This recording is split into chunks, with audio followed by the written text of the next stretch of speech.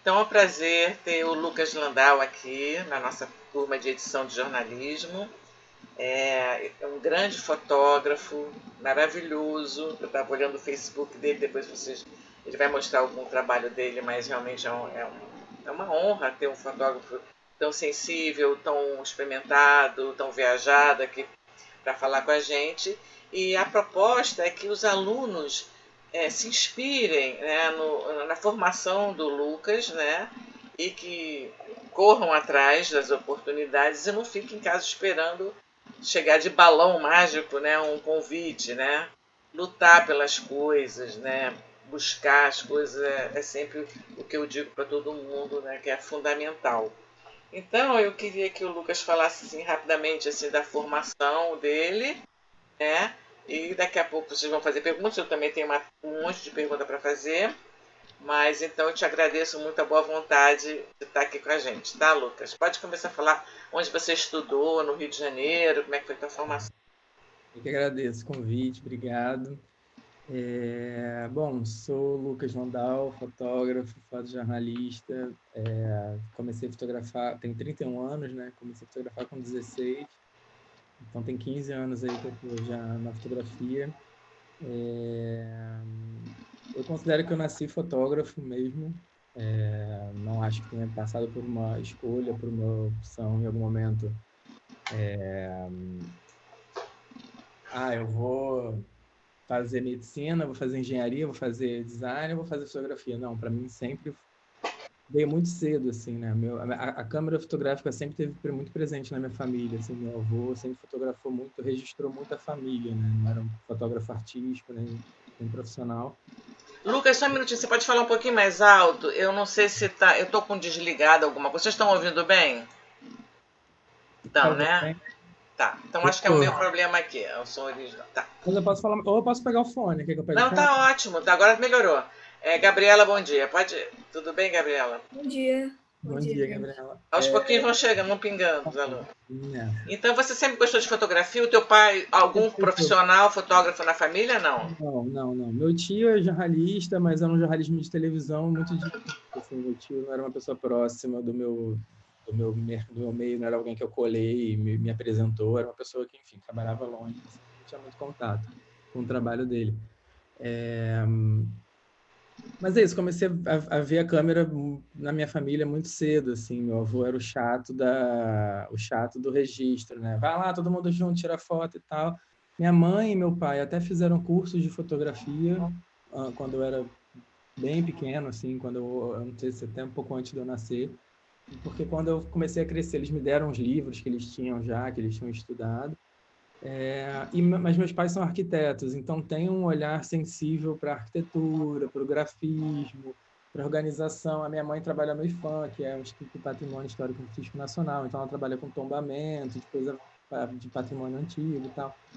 Então Ah, tem tua mãe é Helena Landau? não. É outra Lantal. Então, assim, tem esse olhar atento, né, para a sociedade de alguma maneira, que a arquitetura está ali olhando para o outro também. E meu pai com esse olhar muito gráfico, assim, meu pai é um olhar muito cartesiano, as cores, as sombras, isso sempre veio, assim. E aí, com 15, 14, 15, 16, aqueles passeios da escola, eu comecei a levar a câmera do meu pai, de filme, né? A câmera que meu avô tinha dado para meu pai me emprestava para levar, comecei a fotografar com essa câmera de filme nos passeios, aprendi, comecei a pegar gosto, e com 16 anos aí abri um Flickr, o Instagram da época, e aí com 16 anos rolou o primeiro trabalho profissional, freelo, e eu falei, caramba, eu consigo ganhar dinheiro com isso que para mim nem parece trabalho, com isso que para mim com isso que para mim é fácil de fazer, né? Para mim caramba, é um prazer estar fazendo isso, ainda estar ganhando dinheiro, nem considero trabalho, né? E aí Mas comecei. olha só, além da técnica, você vai mostrar suas fotos daqui a pouco, eu já estava olhando no Facebook, você tem, nas suas fotos você revela todo um sentimento, todo um olhar humanista, né? Essa coisa que falo para os alunos também, né? Que é diferente, não é uma coisa técnica só. Né? Então eu queria que você falasse, você foi para a PUC, então você entrou na PUC do Rio, ficou um ano lá, né? Isso estava falando, e depois você foi para São Paulo. Isso. Aí, é, enfim, nesse processo de começar a fotografar, antes de entrar na PUC eu já estava fotografando, durante meu ensino médio eu já estava fotografando, quando eu comecei a PUC eu já fotografava, já trabalhava em jornal, trabalhava no Jornal do Brasil, para uma coluna social, fotografava para a Heloísa Tolipan. Então eu estava dividindo meu tempo entre trabalho e a faculdade. E aí fiz um ano de PUC, PUC Rio,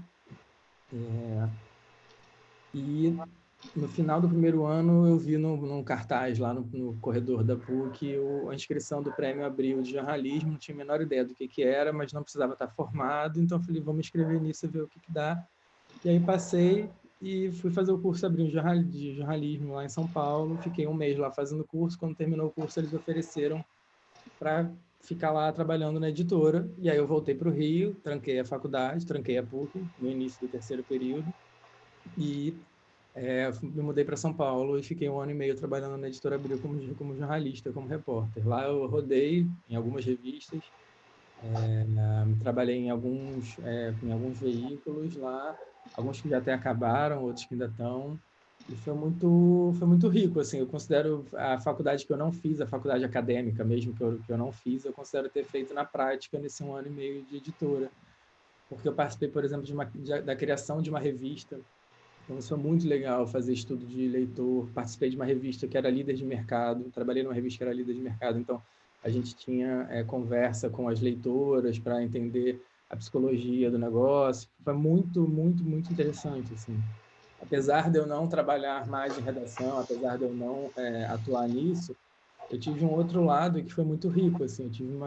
É importante a gente entender todas as áreas, né, do nosso trabalho, assim. Eu estava conversando sobre isso com uma assessora de imprensa outro dia, que ela falou que ela fez aula de fotografia na faculdade, que ela lembra de algumas coisas, e mesmo que ela não use isso no trabalho dela, isso deu para ela uma noção do trabalho do outro. Então, ela falou, esse material, desse seu material, eu só preciso do bruto, eu não preciso do editado. Ela já tinha uma noção, porque ela tinha visto aquilo. Então, eu acho muito importante a gente poder rodar um pouquinho, né? Poder conhecer mais o trabalho do outro, porque eu não trabalho em redação, mas eu trabalho diretamente com quem trabalha em redação.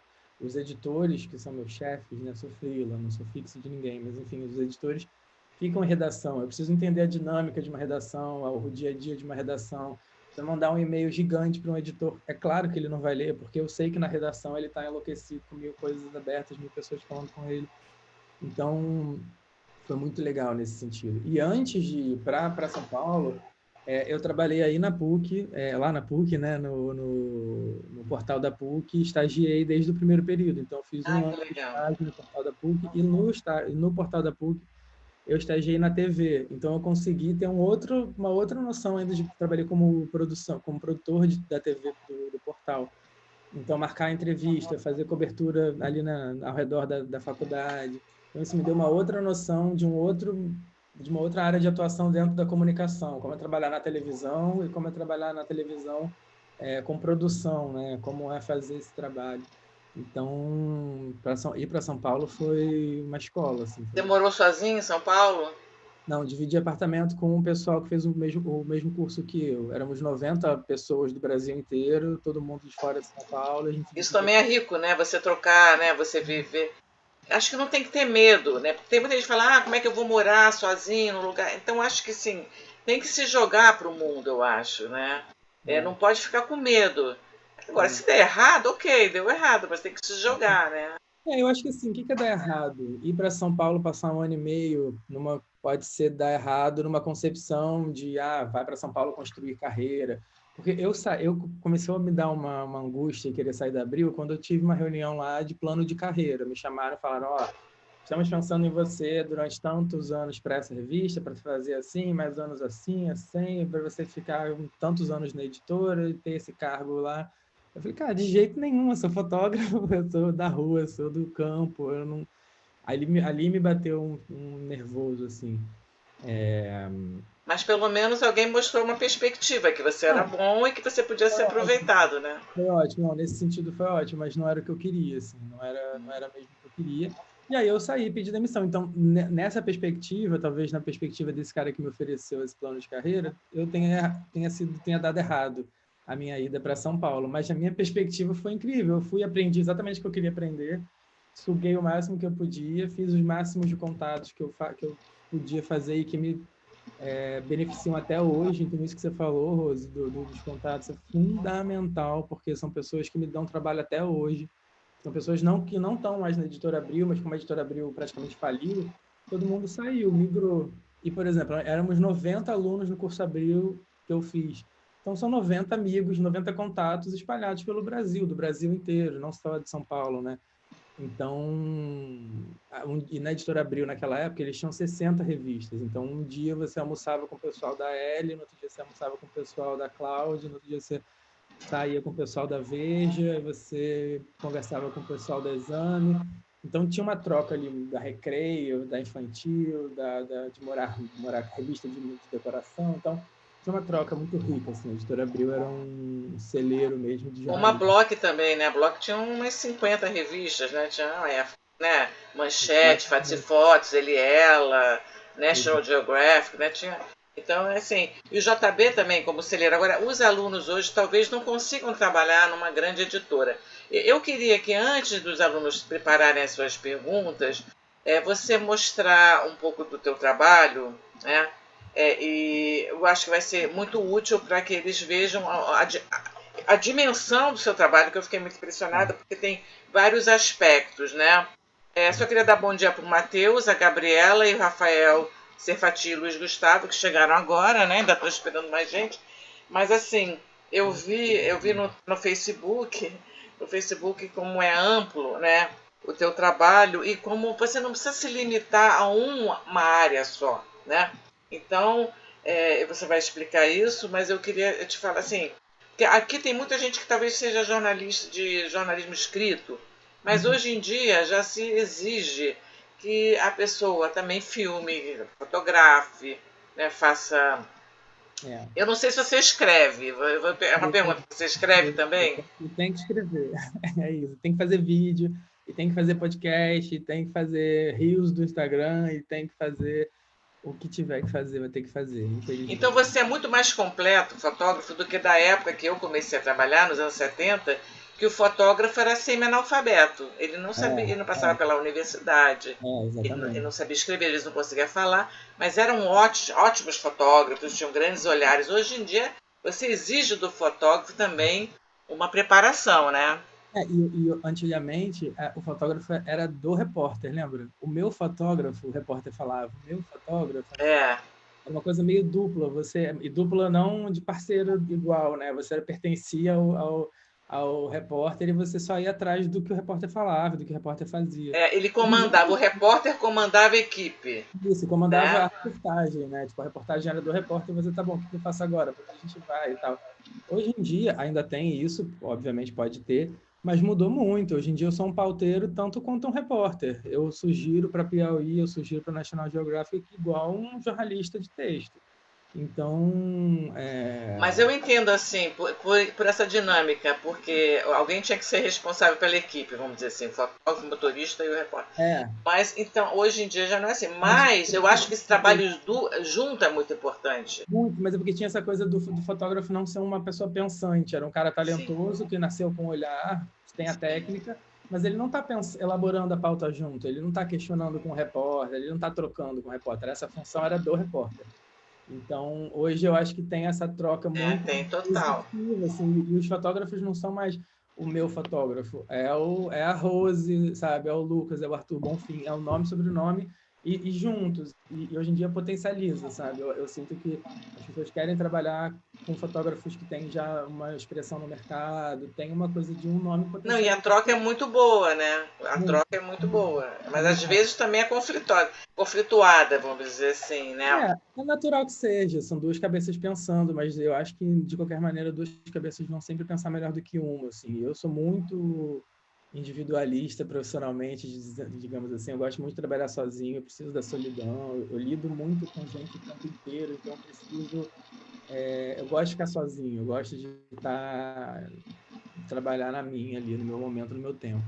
Só que quando Bom, você está com outra pessoa, faz toda a diferença, né? Faz toda a diferença. Duas cabeças pensando juntas, elaborando e criando estratégia, faz toda a diferença.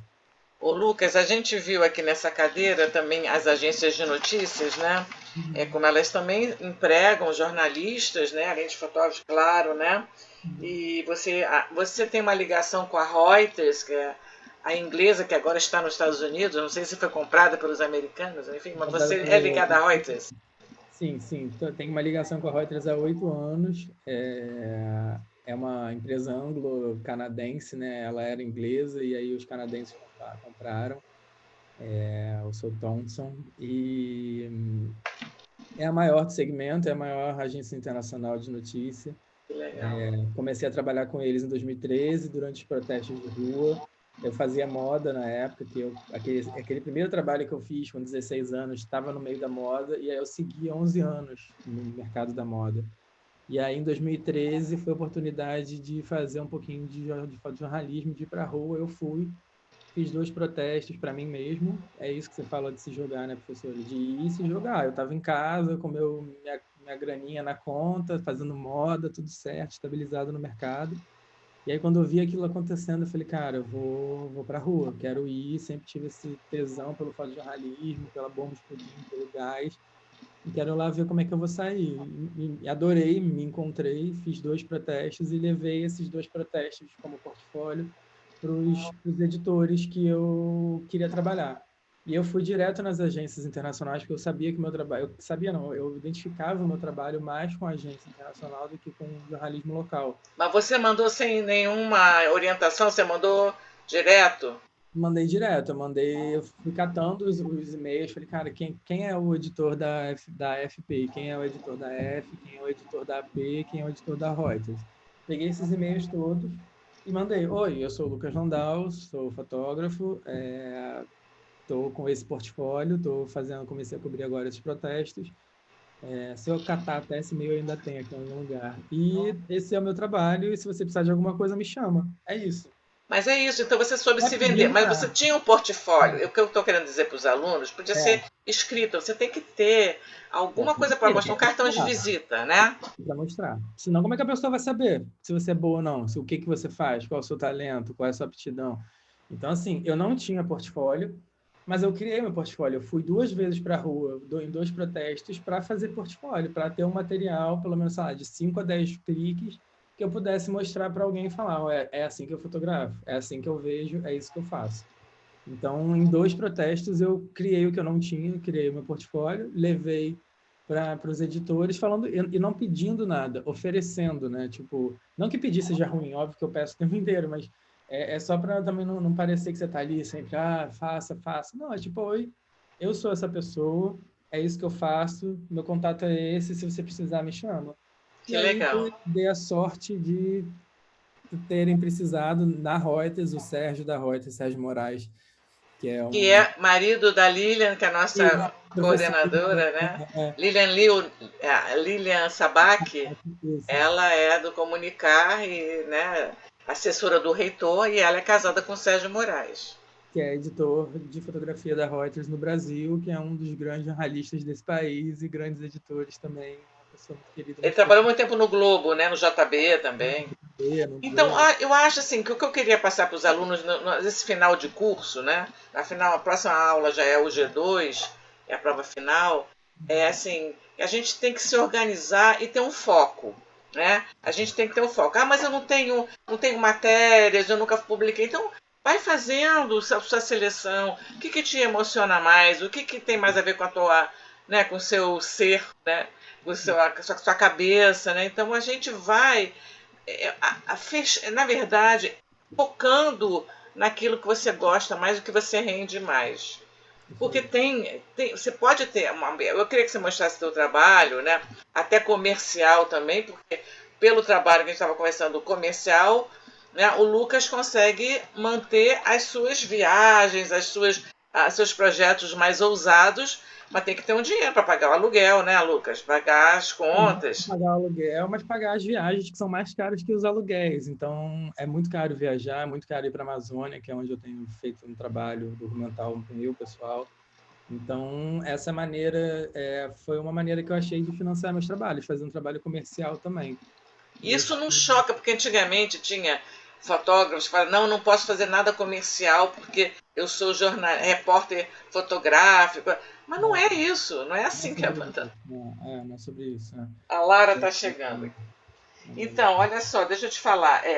Uma coisa também que eu vejo muito nesse período, sexto período, é um pouco de frustração dos alunos de encontrar personagens entrevistados, fontes e tal, porque é uma batalha também. Você tem que pedir autorização para viajar, tem que falar com a FUNAI, com o IBAMA, às vezes com o governo. Você tem que. Isso tudo é um saco. Antigamente tinha secretário para fazer isso, hoje não tem. Então, A gente além disso tudo que a gente já tinha falado, Instagram, vídeo, texto, a gente é produtor. Eu me considero hoje em dia muito mais o produtor do que fotógrafo. Se você for botar no papel, eu gasto muito mais meu tempo produzindo do que fotografando. Fotografando é 20% do meu tempo, 80% é produzindo mesmo. Então, por exemplo, eu vou voltar um pouco no que você falou anteriormente, que foi bem interessante, assim, aquela coisa de tá, mas o que eu documento, para onde que eu vou? Eu tenho essa dúvida também. É uma dúvida recorrente que eu acho que todo jornalista vai ter, se você não trabalha fixo para algum lugar, se você é independente, freelancer como eu sou. Ah, o que eu faço? Eu cheguei de viagem, de uma viagem de trabalho no dia 6 de novembro. Eu não tenho agenda para o Rio.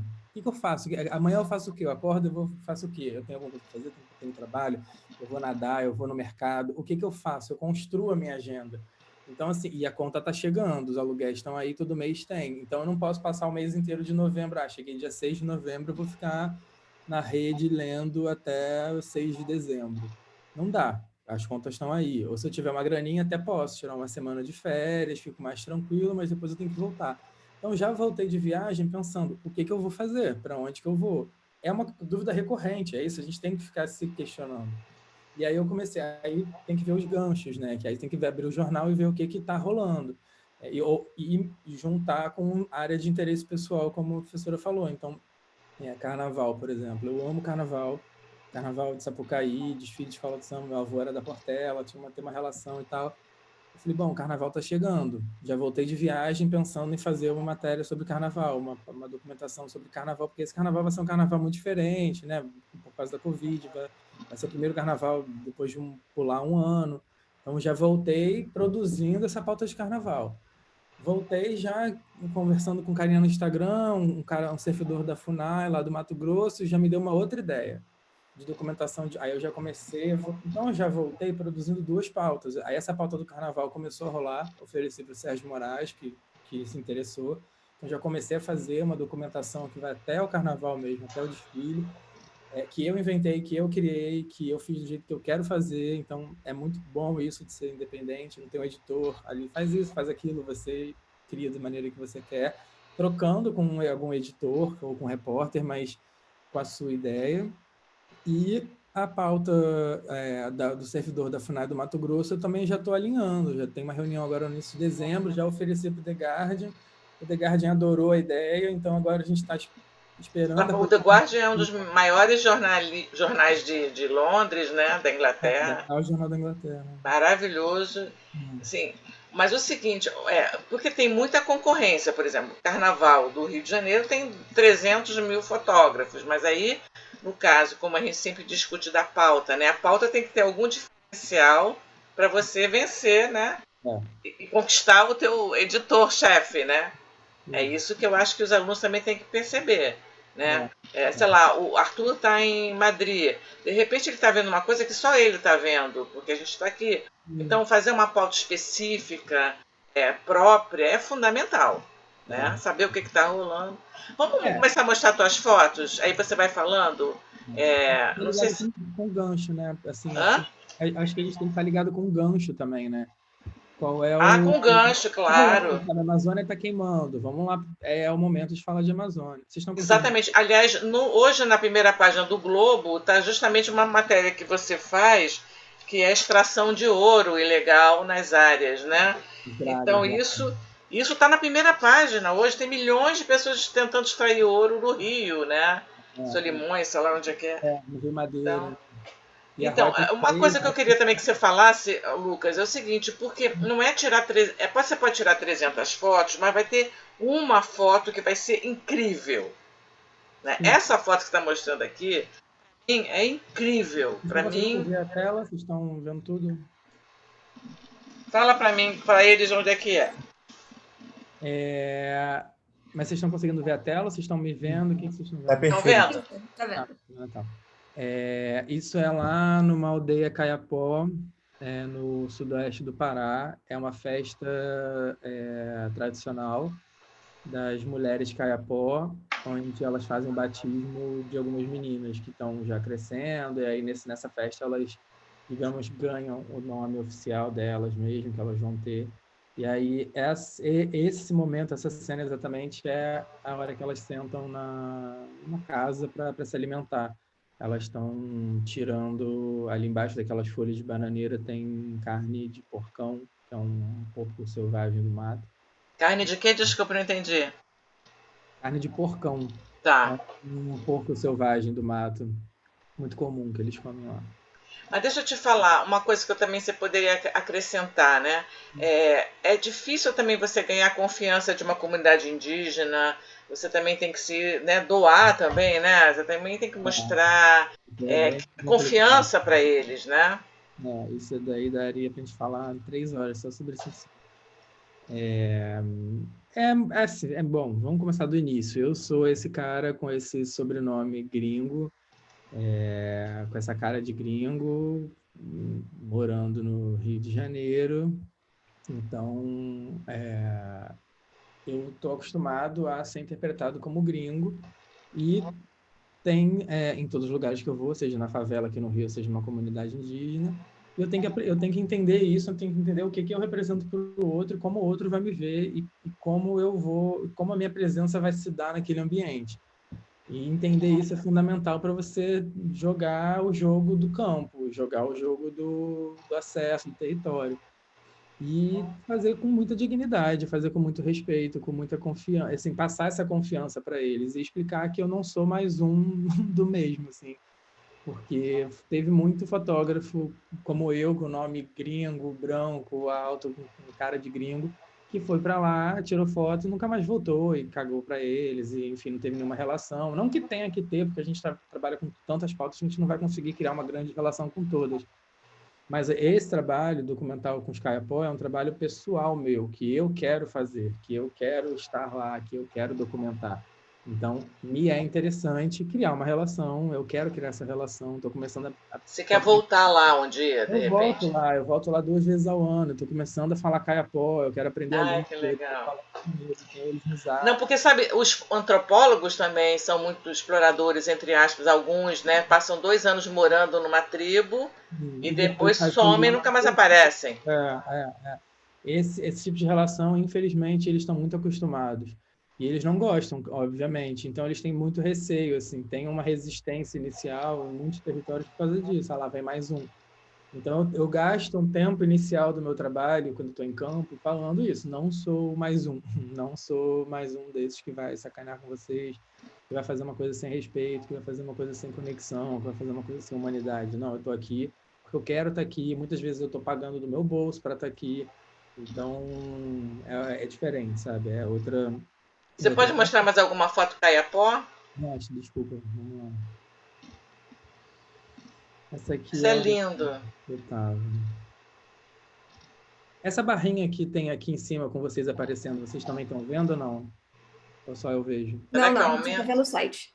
Tá, então beleza. Não, porque tem uma barra bem em cima da foto, mas eu vou deixar então. Eu não sei abrir. Essa foto é lindíssima, é o cotidiano das crianças brincando no rio, né? Isso, assim, a minha relação com os Caiapó, só para contextualizar, começou da seguinte maneira. Eu estava em 2019 cobrindo um evento para o ISA, que é um Instituto Socioambiental, uma ONG, enfim, ambiental do Brasil, e lá era um evento com umas 15, 16 etnias do território indígena de Xingu, entre eles os Caiapó. Né? Nesse evento conheci os Caiapó, me identifiquei muito, que eles são muito marrentos, igual os cariocas são. Eu falei, porra, vocês são iguais a gente. Assim. E aí fiquei muito amigo deles, eles são um povo difícil de trabalhar, as pessoas, eles são conhecidos como difíceis no sentido de são muito guerreiros, eles são muito briguentos, mas eu me identifiquei muito, assim, eu achei eles muito sensacionais, e aí o pessoal da Associação Caiapó me chamou para fazer uma consultoria de audiovisual. E aí a gente começou há 2 anos já a fazer uma oficina de audiovisual para os jovens, que vai, Você dá? que vai até 2023. Eu já fiz, acabei de voltar agora da terceira oficina, e é um projeto que vai até 2023, de oficina de capacitação mesmo, de pegar uns 3 a 5 jovens e torná-los, não Isso torná-los... tem a ver com vídeo na aldeia? Não, isso não. É um projeto dos Caiapó. Eles sentiram necessidade de ter jovens comunicadores e me chamaram para fazer essa consultoria. Então, a ideia é capacitar eles e deixar eles lá produzindo o próprio conteúdo e ensinando para os próprios jovens. Então, eu acabo indo para a aldeia, acabo tendo esse contato e enfim, aos pouquinhos eu pego a câmera, eu vou começar a andar, começo a passear, no momento que eu estou mais tranquilo, assim. Então, essas fotos que eu vou mostrar agora são desse dia a dia da aldeia, sem uma pauta específica, mas um dia a dia mesmo do cotidiano.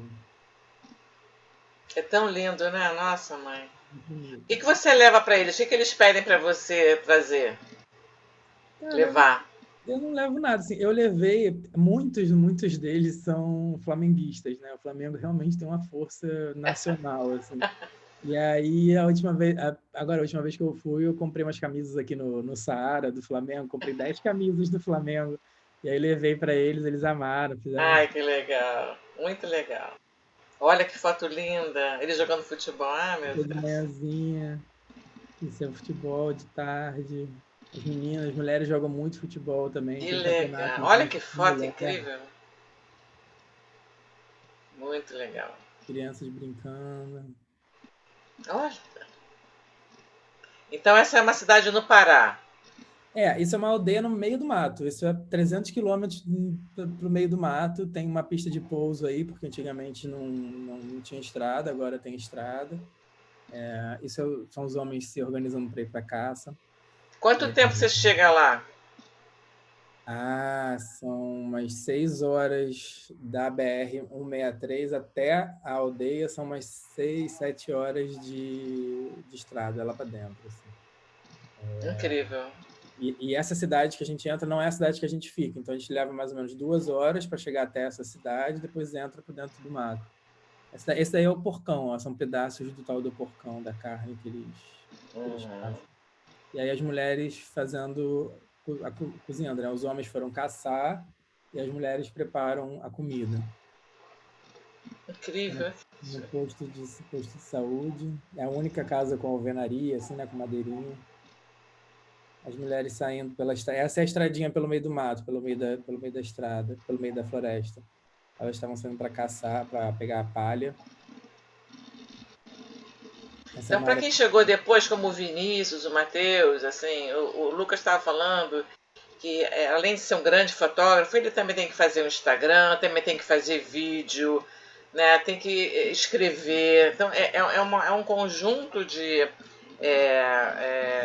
tarefas e produzir. Ele falou que ele fica mais tempo produzindo uma viagem, um trabalho, do que provavelmente, né, fotografando. Mas é tudo um conjunto, né? Olha que foto linda essa deles, pintura corporal, né? Esse aí é aipim, brabo? Elas foram colher mandioca para fazer a carne. E elas colocam na cabeça mesmo. Vai ali na cestinha ali atrás e vai na cabeça. A cestinha aqui do lado, vai descascando ali no mato mesmo. E depois traz na cabeça. Muito legal. Banana.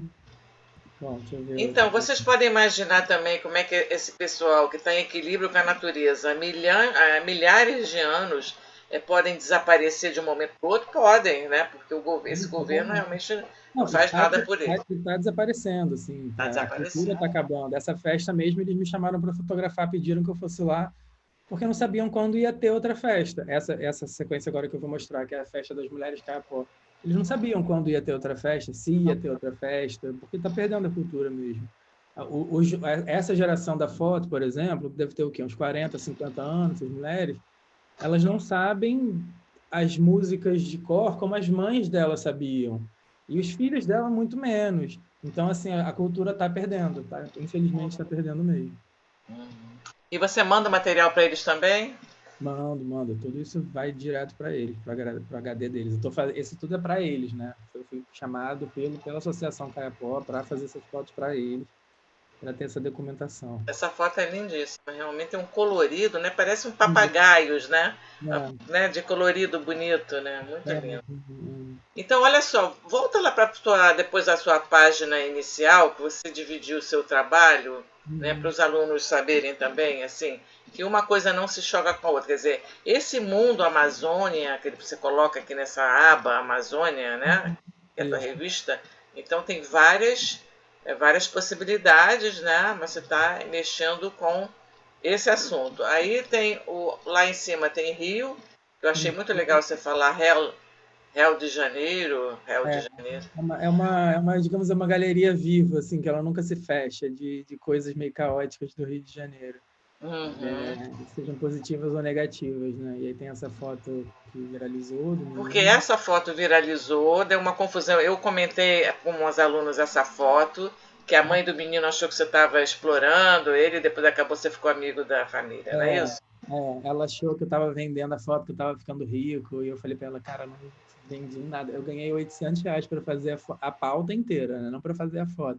Se você quiser, eu te dou os R$ 800 e tal. Não, achei que você estava vendendo, eu nunca vendi essa foto.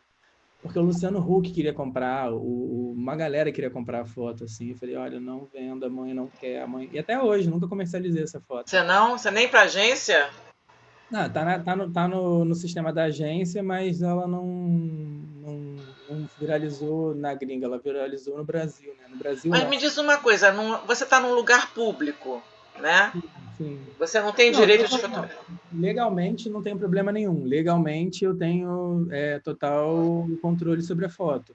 É uma festa pública, num lugar público, e a foto não agride a pessoa que está sendo fotografada, né? Não joga nada contra a pessoa.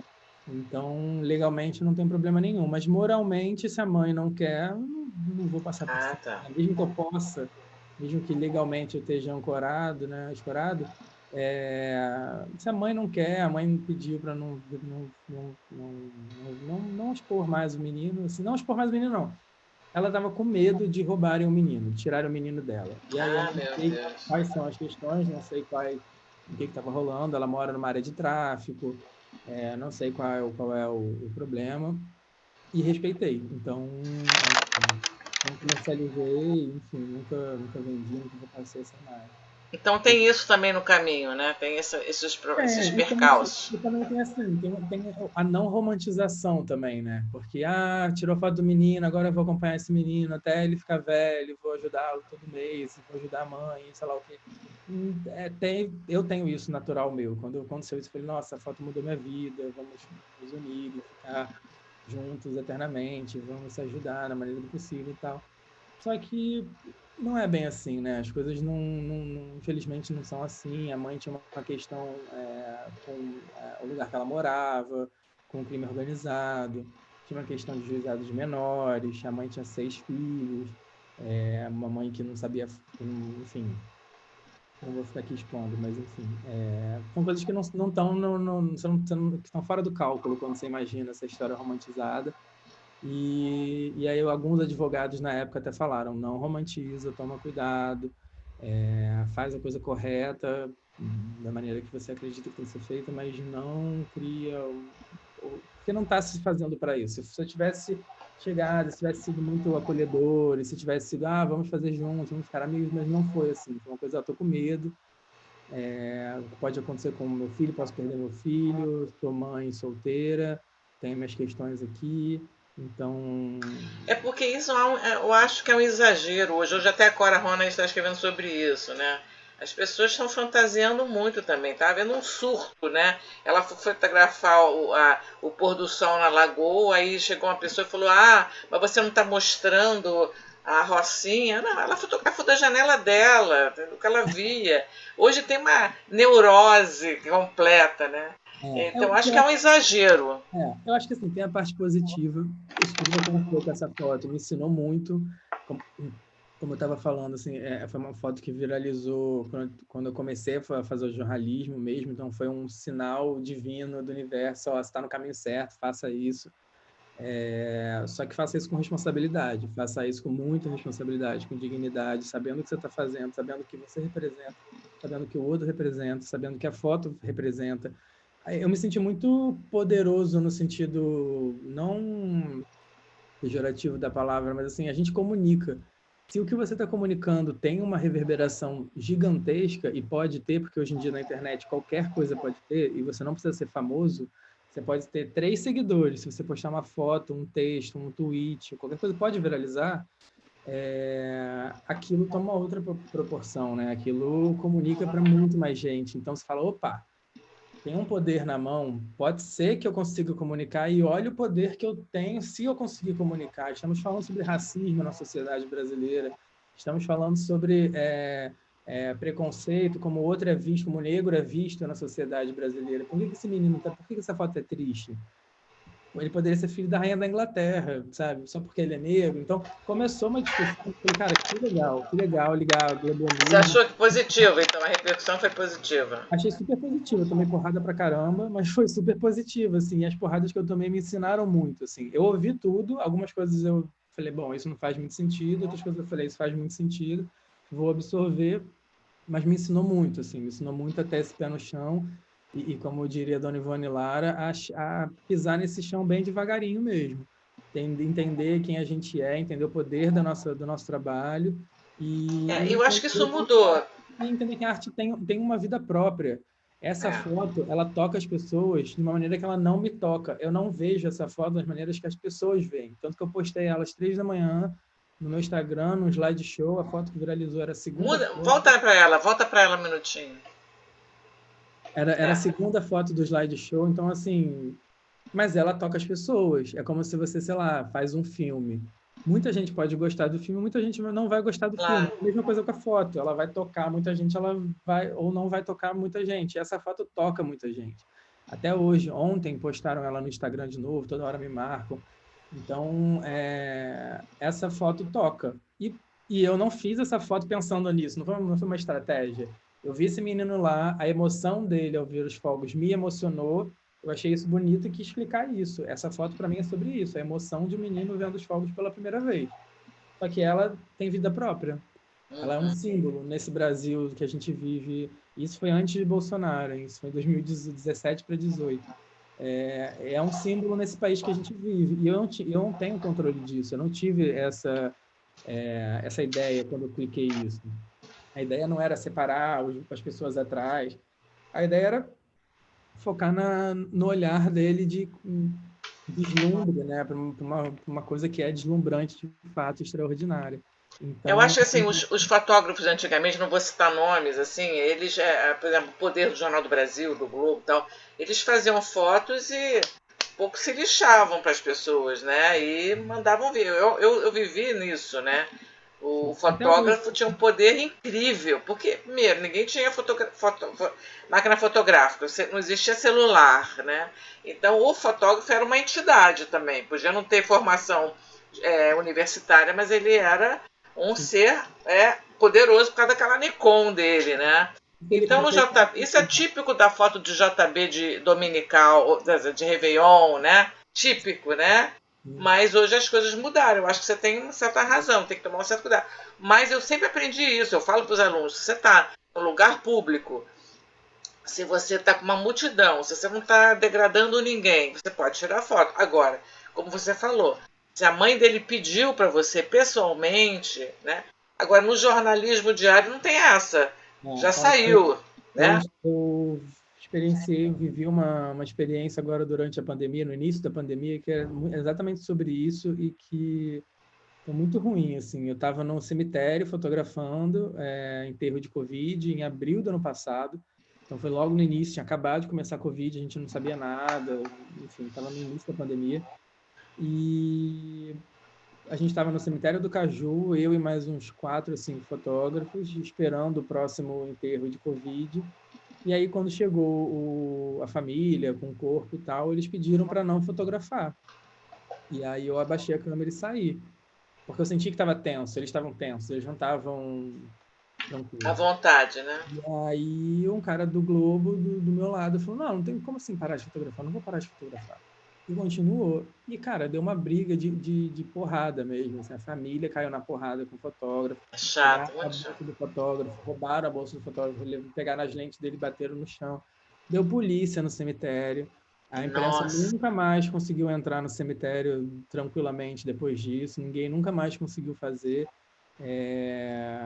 Então ainda tem esses fotógrafos, o cara não era um velho, não era um cara, um dinossauro que está desatualizado, é um fotógrafo jovem, um pouco mais velho que eu, mais jovem ainda. E que não respeitou a dignidade, não respeitou o desejo. Eu fiquei me colocando no lugar do outro. Se fosse eu não gostaria de ter, porque a família chegou, tinham 2 drones e uma parede de 5 fotógrafos. Eu ia falar, gente, dá licença, por favor, respeita. E o cara falou, não, como assim, não tem como não fotografar? E, porra, é só esperar. Essa família não quis, mas a outra pode querer. Espera, deixa passar, baixa a câmera, sabe? Tá tudo bem. E aí o que aconteceu? Que dificultou para todo mundo, criou essa situação horrível, criou essa porradaria. Constrangedora, né?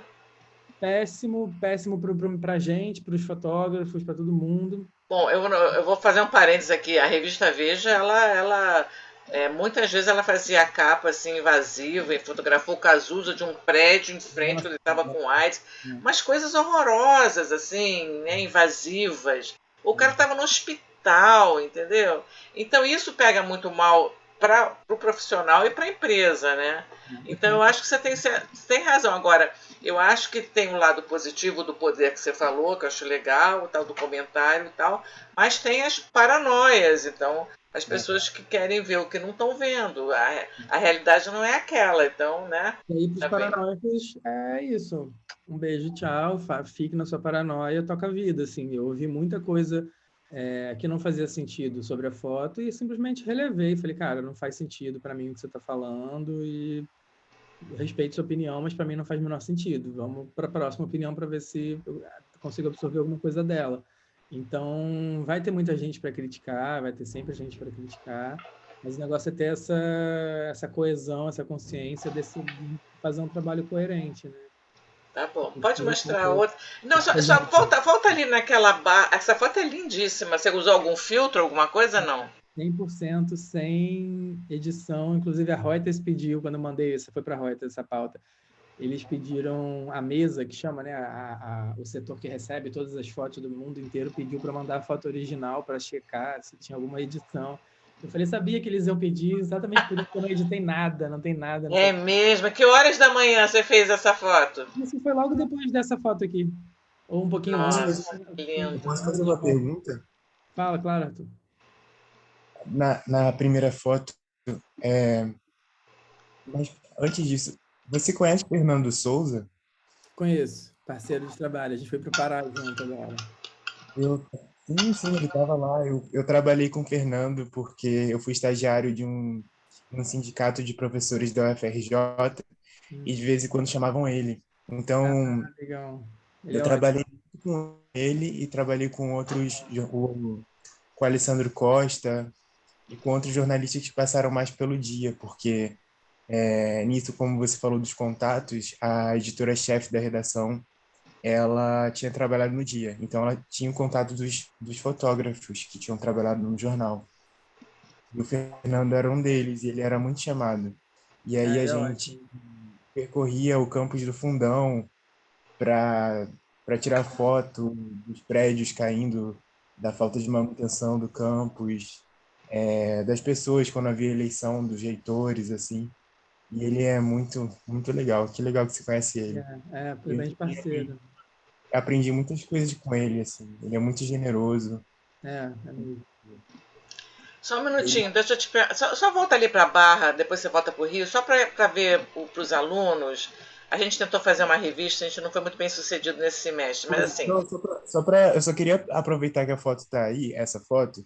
O Fernando, ele falava muito como a coincidência, assim, às vezes o acaso agiam muito, era muito importante para o trabalho dele. Totalmente. Nessa foto que você fez, a composição dela é interessante porque tem esse menino, né, sem camisa, logo a gente dirige o nosso olhar especialmente para ele porque ele está no centro da foto, mas ao lado dele tem esse grupo de pessoas bem vestidas de branco, e elas estão de costas, né, para os fogos, para onde o olhar do menino está sendo direcionado, sabe? Talvez as significações dessas composições, desses grupos de pessoas, desse menino, tenham gerado essas significações assim Essa polêmica que você não viu ao fazer a foto, mas talvez outras pessoas sim. Eu Não, lembrei talvez muito. tenha visto, não sei, tem que perguntar. Na hora eu não vi. Não, Não, na hora sempre, para talvez. mim até hoje é um menino deslumbrado com os fogos. E o Fernando, ele me falou muito sobre isso, sobre essas composições, sobre como age também o acaso nas fotos, né? Totalmente. Claro, eu imagino que não era uma coisa que você estava ali programando. Não, a gente tem que contar com, assim, é técnica e sorte, Arthur. A sorte está junto do jornalista sempre que puder, assim. Acho que a gente tem que estar preparado para quando ela vier. Mas Exatamente. a gente tem que contar com ela também. A gente conta com ela também, assim. Eu Isso chamo um pouco de sincronicidade, né? isso, Você está exatamente. preparado ali para a coisa acontecer, você vai lá, né? Você não sabe quando ela vai acontecer, você não sabe se ela vai acontecer, mas se por acaso acontecer, você tem que estar preparado para ela. Exatamente. Então, O pior dos mundos é você não, a tua máquina quebrar, ou eu você. não vou estar com foto boa nenhuma, e que é o que mais acontece, na verdade, né? A gente não faz uma grande foto como essa a cada pauta. Eu fiz uma grande foto como essa na minha carreira inteira, então é muito mais comum você voltar de trabalhos com nenhuma foto para botar no Instagram ou no portfólio do que com várias fotos. Às vezes você faz um trabalho de documentação de 6 meses e tem uma grande foto para o portfólio. Então, a gente lida com rejeição, né, e com frustração o tempo inteiro. É muito mais não do que sim internos, né? Então, mas a gente conta com a sorte, com essa sincronicidade e começa a calculá-la se ela for acontecer. Então, por exemplo, estou aqui, já visualizei meu quadro, tem a pessoa passando, tem um fogo aparecendo aqui, tem a rua aparecendo. Agora, se passar uma gaivota na hora, vai ficar perfeito. É o que falta. Então, eu fico ali esperando a gaivota passar, sabe? É a sincronicidade que eu não sei se vai acontecer, mas se acontecer, seria maravilhoso. Então, eu fico ali na posição esperando algo acontecer. Não foi o caso dessa foto, tá? Essa foto eu vi o menino, fui fazer a foto e saí correndo, porque eu tinha 17 minutos de queima de fogos, então eu tinha 17 minutos para fazer essa pauta inteira. Então, não dava tempo ali de criar relação, nem de ficar viajando muito. Mas é isso, assim, eu estava agora no Pará, fotografando uma currutela, que chama, né? Uma pequena vila, assim, e aí, essa história da gaivota, eu me lembrei de lá, assim, tinha exatamente essa cena, era uma rua, um fogo pegando aqui, uma menina atravessando, e aí, na hora que eu fui clicar, eu fiquei esperando um pouco, passou um urubu bem em cima, que ficou bem legal a foto, então, encaixou, é o urubu passando, a menina andando, fogo subindo, a luz legal, então, é isso, eu não sabia como, eu não tinha como calcular o urubu ali, mas eu sabia que se passasse algo ali, O urubu voou certo. Olha exatamente. só, olha só uma coisinha. Assim, então tem Amazônia, Rio, Other Stories, Portrait, né? Corporate, que são as coisas mais comerciais, os vídeos, as notícias e o contato. Então, você vê o painel do ambiente do Lucas, pode entrar coisas, podem sair coisas, né? Mas tem alguns assuntos bem atuais, né? Então tem assuntos da Covid, as trabalhadoras do sexo, né? Que estão voltando a trabalhar, essa coisa da poluição, né? Que está super atual, isso é Portugal, né? De Portugal, Portugal. eu trabalho lá sobre as queimadas. Você foi convidado ou você foi por conta própria? Não, eu fui fazer um casamento lá de uma mulher que me chamou para fazer um casamento. Eu falei, quer saber, eu vou. E aí, com dinheiro, ela me pagou a passagem, com o dinheiro com a graninha que ela me der, eu faço um trabalho para mim, um trabalho pessoal. Aí eu aproveitei que eu ia para lá fotografar o casamento dela e fiz esse trabalho aqui sobre as queimadas em Portugal. E aí eu vou Incríveis, só mostrar incríveis. ele E aí para. você tem Brumadinho, que também que foi uma tragédia completa, né? Esse trabalho de Portugal, só para não perder a deixa, ele foi feito texto e foto, como a gente estava falando. Isso aqui eu escrevi, achei os personagens, catei a história, vi onde eu queria ir, enfim, fiz tudo e escrevi um texto enorme, enfim, texto e E foto. saiu aonde? Isso saiu. Cara, eu acho que isso não saiu, na verdade. Eu tentei negociar na National Geographic, mas eles não tinham grana. Eu acho que não Então isso saiu. acontece também, né? Às vezes não rola, né? Acontece, e tudo bem também, porque eu trabalho para documentar, eu não trabalho para publicar. Então, assim, esse trabalho é sobre essa história está documentada. e se for para o meu site ou se for para o Fantástico, para mim, é óbvio que é muito mais legal que muito mais gente veja no Fantástico, mas não perde o valor dela não ter sido publicada. Para mim, ela é importante, a existência dela é importante. Documentar o fogo, ouvir essas histórias. Aqui tem depoimentos de gente que explica por que o fogo está acontecendo, que é criminoso. E tem esse cara aqui no final, que ele mostra sobre a agrofloresta. Foi ali que eu aprendi sobre a agrofloresta, que a terra dele não queimou por causa da agrofloresta. Então, é um trabalho que eu acho relevante, eu acho importante. Ele já tem 3 anos e ainda é um trabalho atual. Assim. Então, eu quis botá-lo no meu site por causa disso. E pode sair num livro, de repente, um livro que você fizer no futuro, né? Na verdade, tá envolvido, assim, o meu tema de interesse é que são questões socioambientais. Então, tem a parte social, eu adoro gente, eu preciso trabalhar com gente o tempo inteiro, mas tem a questão ambiental que me atrai. Então, aqui, por exemplo, tem isso aqui no... Deixa eu tirar a barra aqui que está na frente. Aqui no Outras Histórias tem isso, quer ver? Guarani Kaiowá é socioambiental, é um povo indígena lutando pela própria terra. Brumadinho é um crime socioambiental da Vale. Regência é uma vila de pescadores que perdeu o Rio Doce por causa do crime ambiental da Vale, questão socioambiental. Óleo na Bahia, questão socioambiental. Incêndio em Portugal, questão socioambiental. Temas diferentes, lugares diferentes do globo, mas a questão socioambiental percorrendo elas, nessas histórias, né? No Rio de Janeiro, não necessariamente tem a questão ambiental, porque é um cotidiano da cidade. Então, tem o carnaval cancelado, a onda do descolorir cabelo, os protestos de 2013, prostituição durante a pandemia, a cobertura da pandemia. Então, tem uma coisa mais documental, menos focada em socioambiental. Fala, Arthur. Essa foi encomendada a Sex Workers During the Pandemic? Fui eu que pensei nisso. Fiquei, cara, como é que as prostitutas estão fazendo durante a pandemia? Eu ia Lá no início perguntar exatamente sobre Isso saiu aonde? Na Cláudia, né? A revista Cláudia, eu consegui vender para a Cláudia. Fala, Arthur. Como é que foi o contato com essas profissionais? A história da Tabata é incrível, né? Ela estava na Europa, aí pela pandemia ela voltou.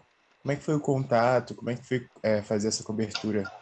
Então, essa pauta, nesse sentido que você está falando, ela foi bem fácil, porque eu pensei na pauta, desenhei a pauta, chamei uma repórter colega, falei, uma repórter freela, falei, quer fazer? Eu tô com essa ideia. Ela, quero, vou sugerir para a revista Cláudia. Ela falou, beleza, sugeri na revista Cláudia, a Cláudia topou, aí eu juntei a repórter que eu tinha chamado com a editora, elas se falaram, elas agilizaram as personagens, e aí eu só fui fotografar.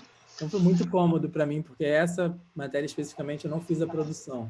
Essa matéria especificamente eu pensei, desenhei, vendi, conectei o texto com a editora e deixei elas tocarem o texto, como seria o texto, quem seriam as personagens. E aí a gente foi só combinando, enfim, batendo, essa personagem é muito boa, vamos fazer, essa é boa por isso. Então, eu já cheguei lá, oi, eu sou o Lucas, que vim fotografar para a revista Cláudia, você já conversou com o repórter. Eu fui sozinho nas fotos. Que foi mais difícil. A Valquíria que fez essa matéria, não? Valquíria Daher? Não, foi a Elisa Sopin, minha frila. Aqui a Tabata, né, que você falou, que estava na Europa. A Elisa que achou. A Elisa é muito boa de achar personagem, muito. Eu gosto muito de trabalhar com essa repórter, com a Elisa. Agora ela está no G1, acho que ela pegou... Elisa o quê? Sopin. Sou mesmo, S-O-U, Pin de Pin. Que eu acho que é Souto Pinto, aí ela pegou os inícios. Ela é muito boa de achar personagem, então eu gosto muito de trabalhar com ela por causa disso. Assim, eu penso nas ideias, a gente tem as nossas viagens, e aí ela vai, ela corre atrás, ela consegue. É legal esse ambiente delas, né? O armário, né? Elas fazendo sexo por internet. Isso é muito interessante. E assim, um desafio do meu trabalho, né, é pegar essa intimidade em 15 minutos. Porque é isso, essa foto aí, essas fotos aqui da Tabata, essa é a última, né, da Tabata. Então, ela com a mãe aqui na sala, ela no celular, ela se trocando e ela no banheiro. Isso tudo, se você for pegar a primeira foto do material bruto e a última, acho que foi, sei lá, 20 minutos, meia hora, no máximo meia hora. Então, é chegar, se conectar com a pessoa, conseguir abstrair, sabe, tirar o máximo de intimidade, de confiança, de troca, para que isso imprima nas fotos, né? Então, a lábia é uma outra coisa que a gente tem que ter, assim, a gente tem que para trabalhar com jornalismo, a gente tem que ter lábia, tem que saber É. conversar. Tem que Não, saber você tem que falar que você não vai fazer alguma coisa errada, você está fazendo um trabalho público também, né? Sim, transparente, que as pessoas percebem transparência. Se você está atuando, se você está forçando a barra, se você não está sendo você, as pessoas percebem. Então você tem que ser você tem que estar 100% ali, você tem que, sabe, eu sei que eu tenho meia hora só, não é o ideal, o que você acha que a gente consegue fazer? O que é bom para você? O que você, você precisa de cliente? Essa matéria é para você conseguir mais clientes? Então vamos fazer uma coisa que te venda. Você quer mostrar seu peito? Você quer mostrar sua bunda? Você quer mostrar o celular? Vamos pensar junto, sabe? Que aí Mas é tudo com pseudônimo, né? Algumas sim, outras não. Eu acho que todas saíram com pseudônimo. Não, todas saíram com pseudônimo. Todas saíram. Apesar de algumas não se importaram, outras se importaram, mas acho que todas saíram com um nome fictício. Então tem essa troca, né? O que é importante para você? Essa aqui, por exemplo, essa daqui. Essa é a mesma personagem. A Bota, ela aqui em cima da cama, ela no banheiro, ela aqui no ventilador e se maquiando. Essa é a mesma personagem. Ela estava muito ruim de trabalho. E ela falou: eu quero fotos que me ajudem. A minha bunda vende, minha bunda faz sucesso, vamos lá. Então vamos nessa. Botamos, sabe, a gente pensou num jeito de fazer que entregasse a matéria e que ajudasse a ela também, sabe?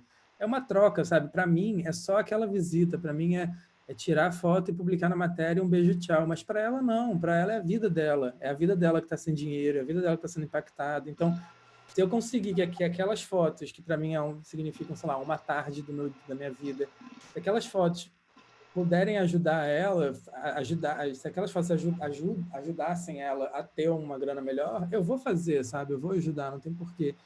A ideia da matéria é exatamente mostrar essa realidade, mostrar como elas estão ferradas sem trabalho, sem o trabalho presencial e pensando em maneiras virtuais de ganhar dinheiro. Então, se eu puder Não é uma ajudar... matéria moralista, né? Não, nem um Não é pouco. matéria evangélica. Não pode ter, sei lá. Não, é tipo, tem essa grande parcela da população que trabalha com isso, com contato físico. E agora que a gente está 6 meses preso dentro de casa, como é que eles estão fazendo? Como é que elas estão fazendo? Elas são ignoradas pelo Ministério do Trabalho, pelo poder público, elas, enfim, como é que elas falam? Não tem nenhuma lei trabalhista que defenda ou que olhe por essas mulheres. E aí, sabe? Então, vamos discutir isso, vamos falar sobre isso. Não é resolver o problema, não tem uma resposta. Tem o problema, eu consigo comunicar o problema, né? E botá-lo na Cláudia tem uma repercussão legal. Isso é uma coisa interessante da gente pensar para onde vai, sabe?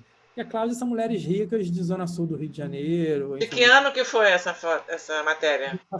isso do ano passado. Isso foi no final do ano passado. Cadê? Aqui, deixa eu Ô, ver. Lucas, eu posso pedir para os alunos fazerem pergunta? Olha essa matéria, sem regulamentação, trabalhadores de sexo se arriscam na pandemia. Porque, historicamente, a Cláudia, né, e a Desfile, onde eu trabalhei muito tempo na Block, elas sempre foram revistas pró-mulher, né, pró-feministas, né, para incentivar a mulher a trabalhar. E tem essa coisa. São mulheres da Zona Sul, mas são mulheres com cabeça, né? E que enfim, falam sobre feminismo antes de ser feminismo, ser essa Sim. coisa uma quase marqueteira, assim, né? Elas sempre focaram na mulher.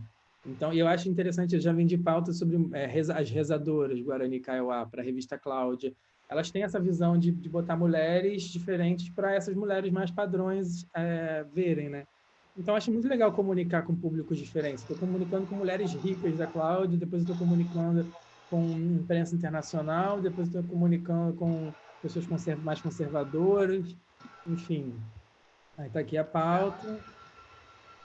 E aí a Elisa falou com fontes, né, pessoas estudiosas do universo que podem contextualizar a questão. Enfim. Olha só, deixa eu te falar uma coisa, Lucas. São 10h20, você me deu 1h30, eu vou até esticar até Não, as 11. Mas eu queria que os alunos fizessem perguntas assim, que tenha a ver com o seu trabalho, né? E tenha também a ver com a perspectiva que eles podem desenvolver na carreira deles, né? Você tem iniciativa de, como eu falei antes no começo da aula. Um minutinho, tá tendo um tiroteio aqui, só um minutinho, professora. Tiroteio? Tá, sim, só um minutinho. Caramba.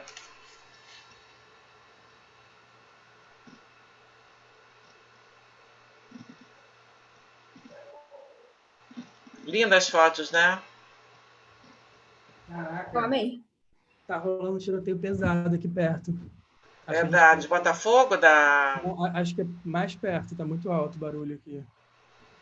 Acho que a gente Cara, vai ver nas notícias em breve. bem Rio de Janeiro. A região Então, eu aqui. queria que os alunos fizessem também, perguntassem também sobre, por exemplo, essa parte corporativa, se é o dinheiro que você vai contar para poder trabalhar e viajar. A minha ideia de montar esse site é fazer quase uma revista mesmo, isso que a professora falou, assim, de mostrar o meu trabalho, apresentar meu trabalho pensando em todo mundo mesmo. Tem gente que vai entrar que quer me pautar para fazer um retrato, então o cara já vem aqui direto nos retratos e não vai olhar nada do resto, ele vai ver só os retratos. Lindo. Tem gente que vai querer o corporativo, que quer ver o meu trabalho mais comercial mesmo. Então tá aqui. Tem gente que vai querer ver vídeo, se eu dou conta de fazer uma matéria de texto, foto e vídeo, aí vão ver os meus vídeos aqui. Aqui nesse news eu coloco tem até que atualizar, mas eu coloco as reportagens que eu estou fazendo, para estar tudo concentrado aqui. Então, o que eu estou fazendo, o que está saindo, está tudo aqui, nesse news. Muito legal. Que E aí eu você faço que faz vídeo aqui. sozinho a revista? Eu que faço tudo sozinho, dá um trabalho. Eu sei, a gente sabe. Tem um custo mensal, anual, assim, também, de manter esse site, né? Mas eu já coloco na conta lá do trabalho. Então, eu divido temas que são caros para mim, né? Então, a Amazônia é um tema que eu quero trabalhar, que eu quero continuar documentando, não só os caiapó, o garimpo, eu tenho uma documentação de 2 anos já sobre o garimpo, eu tenho cobertura de 3 anos do fogo, eu comecei a perceber lá como o cabaré é importante na economia local, eu comecei a fazer uma documentação sobre os cabarés. Então, a Amazônia não é só meio ambiente, né? É essa relação do homem com a floresta. Rio de Janeiro é minha casa. Rio de Janeiro é onde eu moro, estão aqui os problemas do dia a dia, as questões do dia a dia, né?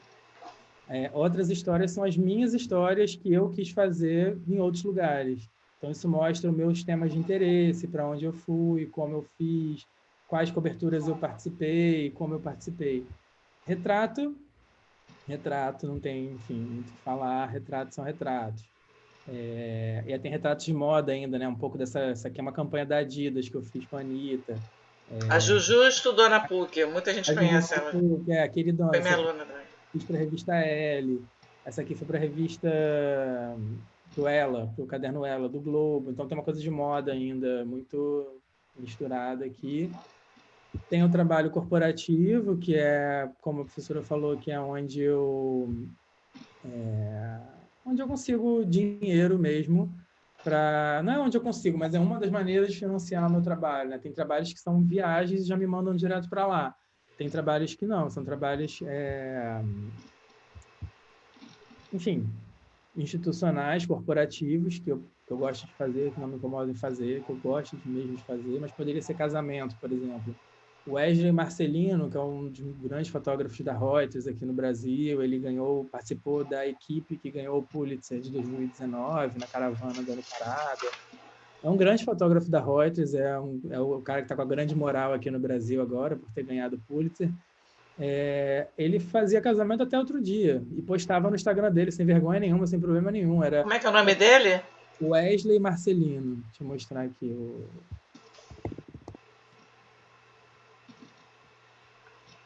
Então, tem gente que tem vergonha e fala, jamais farei foto de casamento. Por que não, né? Mas postarei.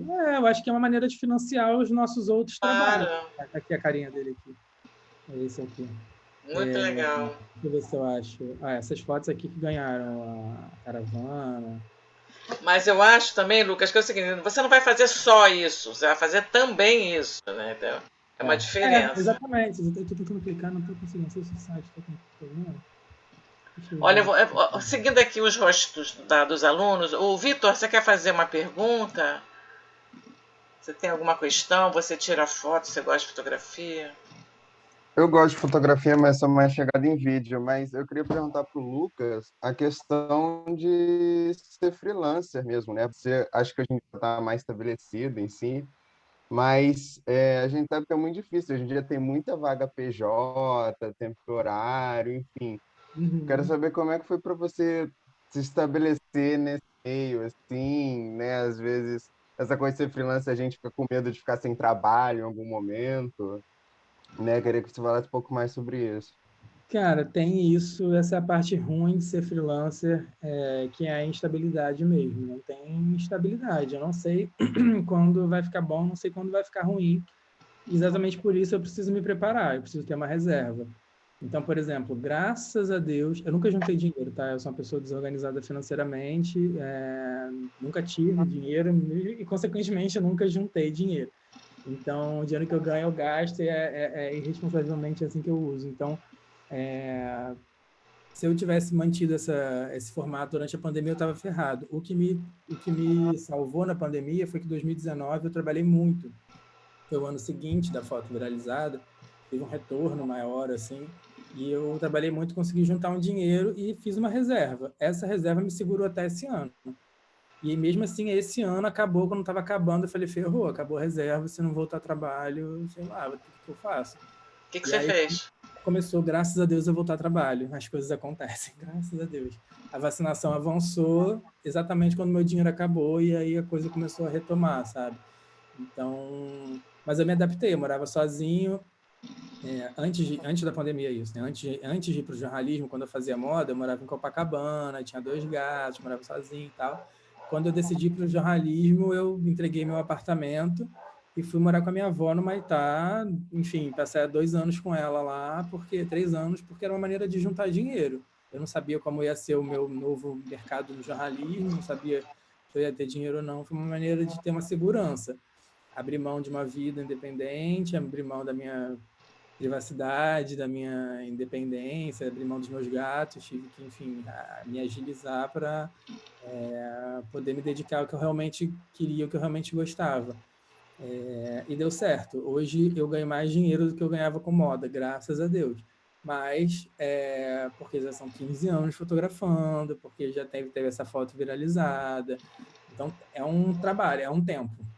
O que eu acho, assim, uma coisa que eu sempre tive consciência, e isso desde a época que eu estava aí desse lado como aluno, eu estudei aí na PUC e tal, eu sempre, desde o início, eu sempre soube onde eu queria chegar. Por mais que essa meta mudasse, por mais que ela mudasse do A já para B, eu sempre tive uma meta. E isso é muito, muito, muito importante, porque com uma meta, você cria estratégias e planejamentos para chegar lá. Tudo bem se no meio do caminho as coisas mudarem, tudo bem se no meio do caminho a própria meta se alterar, mas desde que você tenha uma e que aquilo foque o seu trabalho. Então, eu sabia que com 2 anos de jornalismo eu não ia ter uma grana pesada, eu não ia ter um nome tão consolidado. Eu vejo quem eu quero ser, quem faz o que eu quero fazer, com 40, 50, 60 anos de idade. Então, não posso eu, com 30, querer ter ou estar no mesmo lugar que a pessoa com 40, 50 está. Eu vejo o Lalo de Almeida, que é o meu fotógrafo preferido do Brasil, trabalha para a Folha e tal. O Lalo tem 40, 50 anos já, 50 e poucos. Ele tem 20 anos a mais do que eu de idade, de quilometragem, de experiência, de campo, de território. É natural que ele esteja lá na frente, é natural que ele... Mas eu quero chegar lá também, sabe? Uma coisa eu sei, eu quero estar nesse espaço. Eu não quero fazer igual o Lalo, eu não quero ser o Lalo, mas eu quero estar ali ocupando um espaço similar ao que ele ocupa, sabe? Então, isso dá uma tranquilidade, porque você tem uma noção desse big picture, assim, é como se você desse um passo para trás e falasse, bom, eu sei onde eu estou, tem uma linha do tempo, eu não vou sentar na janelinha assim que eu entrar no ônibus, mas eu vou chegando perto da janelinha que eu quero, conforme o tempo Exatamente. vai passando, E sabe? como alguém falou aqui, acho que foi o Arthur e você também falou, tem um elemento sorte também, e tem essa coisa da sincronicidade também, eu acho que vai rolando também. Mas olha só, é o que eu queria te Na hora falar. certa, né? Tipo, Brumadinho, por exemplo. É, Você tá lá no dia seguinte, ter ido para lá, então tem a relação, tem, sabe, o negócio de correr atrás e tem a sorte também. E aí essa vida instável faz parte desse plano. Eu olho para essa linha do tempo e me vejo ali no meio e tal. E eu sei que a instabilidade financeira faz parte disso. Eu sei que são altos e baixos. E eu vou me programar. No período que eu sei que tem mais trabalho, que é o segundo semestre, eu economizo o máximo que eu posso. Eu faço o máximo de dinheiro que eu puder. Porque no primeiro semestre é sempre devagar, sempre devagar. O ano só começa mesmo para depois do carnaval. Então, ali são 3, 4, 5 meses, às vezes, com fraco, um trabalho fraco, então eu preciso ter uma reserva. Então já vou me Você pode fazer um trabalho paralelo, como você falou, pode fotografar casamento, pode fazer 15 anos, sei lá. Mas olha só, o Vitor, o Lucas também faz vídeo, teve um, depois você dá uma olhada, eu queria que os alunos perguntassem também sobre o filme que ele fez sobre os garimpeiros, né? Que está na primeira página do Globo hoje, né? Que virou uma loucura na Amazônia, né? Então ele também faz isso, também faz vídeo, também escreve, também faz no Instagram, e também se vende, no bom sentido. Olha só, gente, olha só. Eu tô aqui, olha, isso é incrível, entendeu? Você mostra que uma pessoa humilde ali com uma cumbuca tá pegando ouro lá na Amazônia e isso virou uma febre, né? Olha isso, esse vídeo foi visto por quase 280 mil pessoas e foi 100% orgânico. Eu nunca botei dinheiro, eu nunca fiz nada. O meu YouTube, ele tem, sei lá, agora tá com 2 mil inscritos, mas ele tinha, sei lá, 30 inscritos. Meus vídeos tinham visualização de... Não entendi. Não, porque esse vídeo eu botei em abril desse ano, tá. Só para botar, só para ter um lugar para ele ficar. Agora estou vendo. 276 mil views. O vídeo viralizou no próprio YouTube. Os garimpeiros adoraram o trabalho, o povo que odeia garimpeiro também gostou, enfim, virou meio. Enfim, deu uma viralizada. E foi um vídeo que eu fiz porque eu queria fazer, ninguém me pediu para fazer. Eu fiz tudo com o meu celular. É um vídeo feito com celular, com iPhone. E aí tá aí, 280 mil visualizações. Eu fiz no ano passado esse vídeo. E aí esse ano eu voltei lá para documentar e ele virou um grande, grande, grande cartão de visitas. Então eu chego para documentar garimpo e falo, sabe aquele vídeo? Ou então, sabe esse vídeo? Foi eu que fiz, olha só, eu não sou mais eu não sou ambientalista, eu não vou acabar com... Assim, até sou ambientalista, uso minha pulseira, vocês sabem meus princípios, mas eu não estou aqui para acabar com vocês, para julgar vocês, eu estou aqui para fazer um trabalho honesto, humano. Eu não quero mais que, assim, eu quero dar nome para quando a gente fala garimpeiros, tá? Mas quem é garimpeiros? Mas está destruindo a Amazônia. Não, está destruindo, a gente fala sobre isso, Mas como é que é essa vida, né? Para a gente entender e discutir o garimpo, a gente tem que entender esse outro lado. Não dá para querer discutir garimpo sem saber como é a realidade. Da mesma maneira que não dá para discutir o tráfico sem saber como é o tráfico. Claro. Então, olhar o outro lado sem julgamento, a título de conhecimento, eu acho muito importante para a discussão. Então, hoje em dia eu discuto mineração, sou contra a exploração em terra indígena e tal, mas eu discuto mineração e discuto garimpo com muito mais propriedade, com muito mais embasamento, sabe? Não concordo com eles, eles sabem disso, a gente tem pontos diferentes, mas nem por isso a gente não consegue conversar, nem por isso a gente não consegue trabalhar junto, nem por isso a gente não consegue estar junto, né? Então... Mas eu acho que está super certo. Se você falar, essa área vocês podem garimpar, essa não, essa sim, essa não, você tem uma regulamentação. O problema é que não tem regulamentação nenhuma. E falando especialmente do jornalismo, assim, na nossa profissão, é uma coisa muito importante, eu acho, para falar para os jovens assim, que estão vindo aí. A gente tem que transitar. A gente tem que transitar. É importante transitar. É positivo transitar. Mesmo da onde você não concorda, eu não concordo com o que eles fazem, mas eu estou ali. Eu estou conversando com eles, eu estou ouvindo eles estão me ouvindo.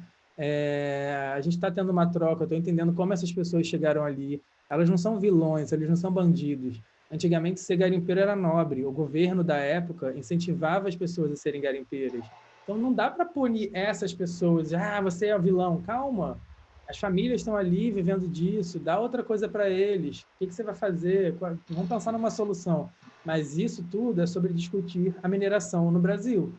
E se eu conseguir fazer com que as pessoas discutam a mineração no Brasil a partir desse trabalho, atingir meu objetivo, é sobre isso.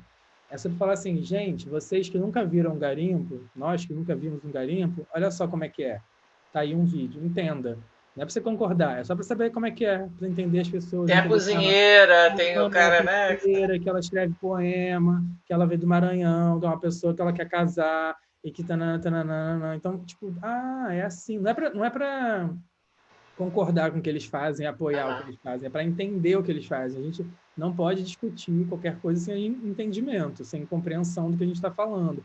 Então, eu tento trazer essa compreensão um pouco para quem não acessa ela, sabe? Então, lá no meio do mato, lá no meio da floresta, é assim que eles vivem. É essa relação deles com a fiscalização, é essa relação deles com a família, é essa relação deles com o ganho de dinheiro. Então, esse vídeo foi uma surpresa. Foi uma surpresa porque viralizou totalmente organicamente. Viralizou não, né? Mas, enfim, 280 mil visualizações do nada. Meus outros vídeos têm, sei lá, 50 visualizações, 100 visualizações.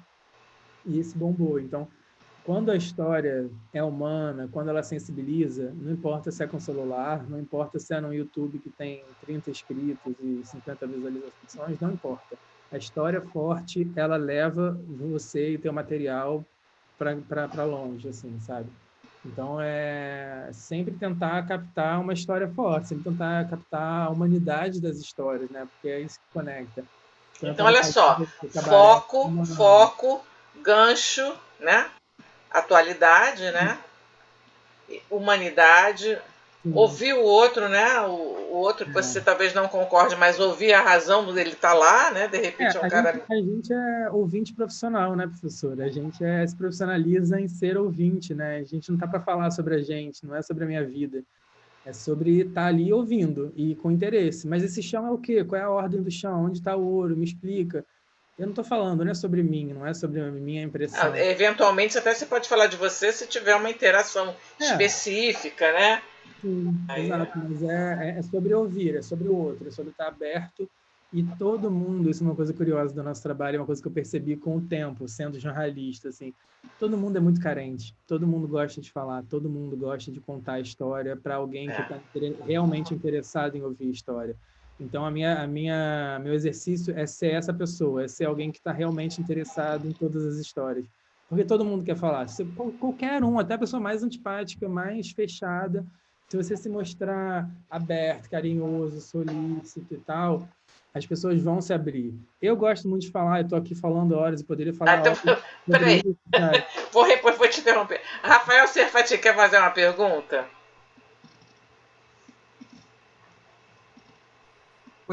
Na verdade, eu não pensei em nada, não. Mas o que você achou do trabalho do Lucas? É interessante. Então, por exemplo, na pandemia, no semestre passado, eu pedi para os alunos saírem de casa, irem para uma praia que eles costumavam ir, ou para um bosque, e contar qual foi esse retorno, ouvir os sons, fazer um trabalho de autoconhecimento.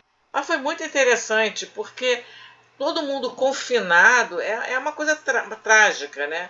Então, assim, eu acho que esse ano foi um ano mais duro, acho, do que o ano passado, porque a gente já está de saco cheio, os alunos já estão de saco cheio, todo mundo de saco cheio, mas a gente vai voltar, né? Então, as pessoas estão mais irritadas, estão mais nervosas, né? Então, eu acho que tem muita coisa legal para os alunos desenvolverem, nas férias principalmente, né? O que eles estão vendo diferente?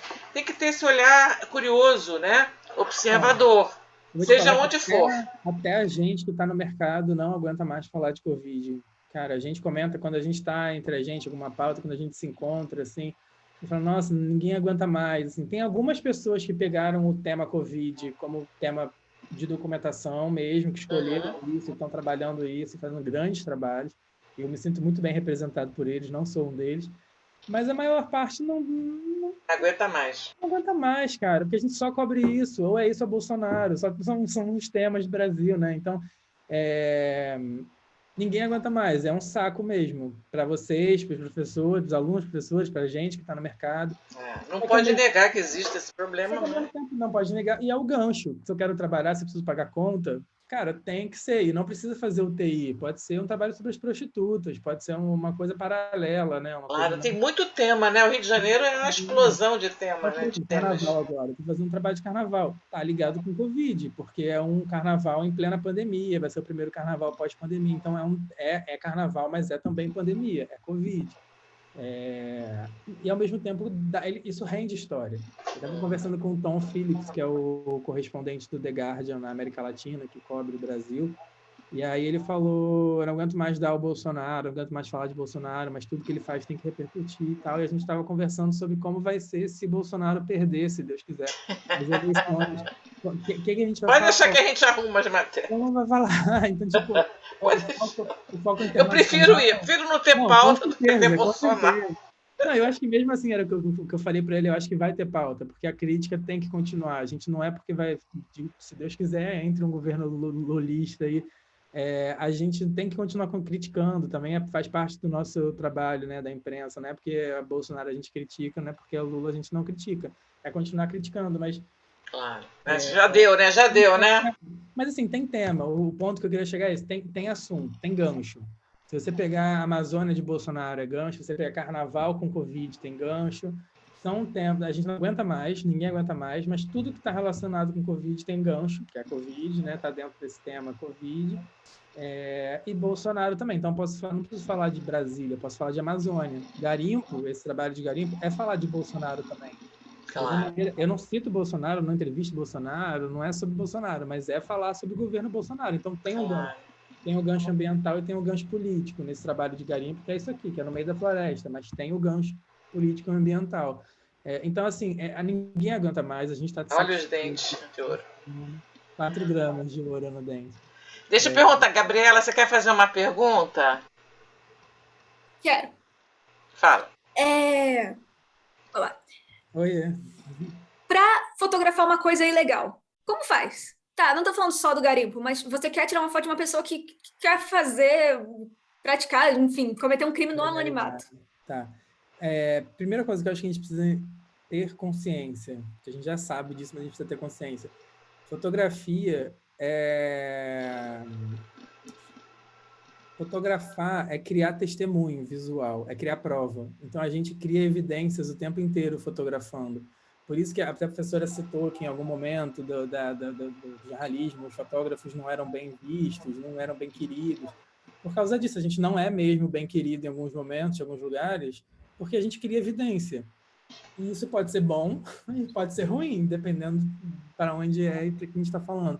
Eu estava agora 2 dias atrás no IML de Tribobó, fotografando as pessoas que estavam reconhecendo os corpos dessa chacina que teve em São Gonçalo, não sei se vocês estão sabendo aí. E aí tinham pessoas lá que não queriam e pediam, não quero. Não é sobre criar provas exatamente, porque não tem problema nenhum, assim, o problema não é ela ser vista ali, ela não está fazendo nada ilegal ao estar no IML.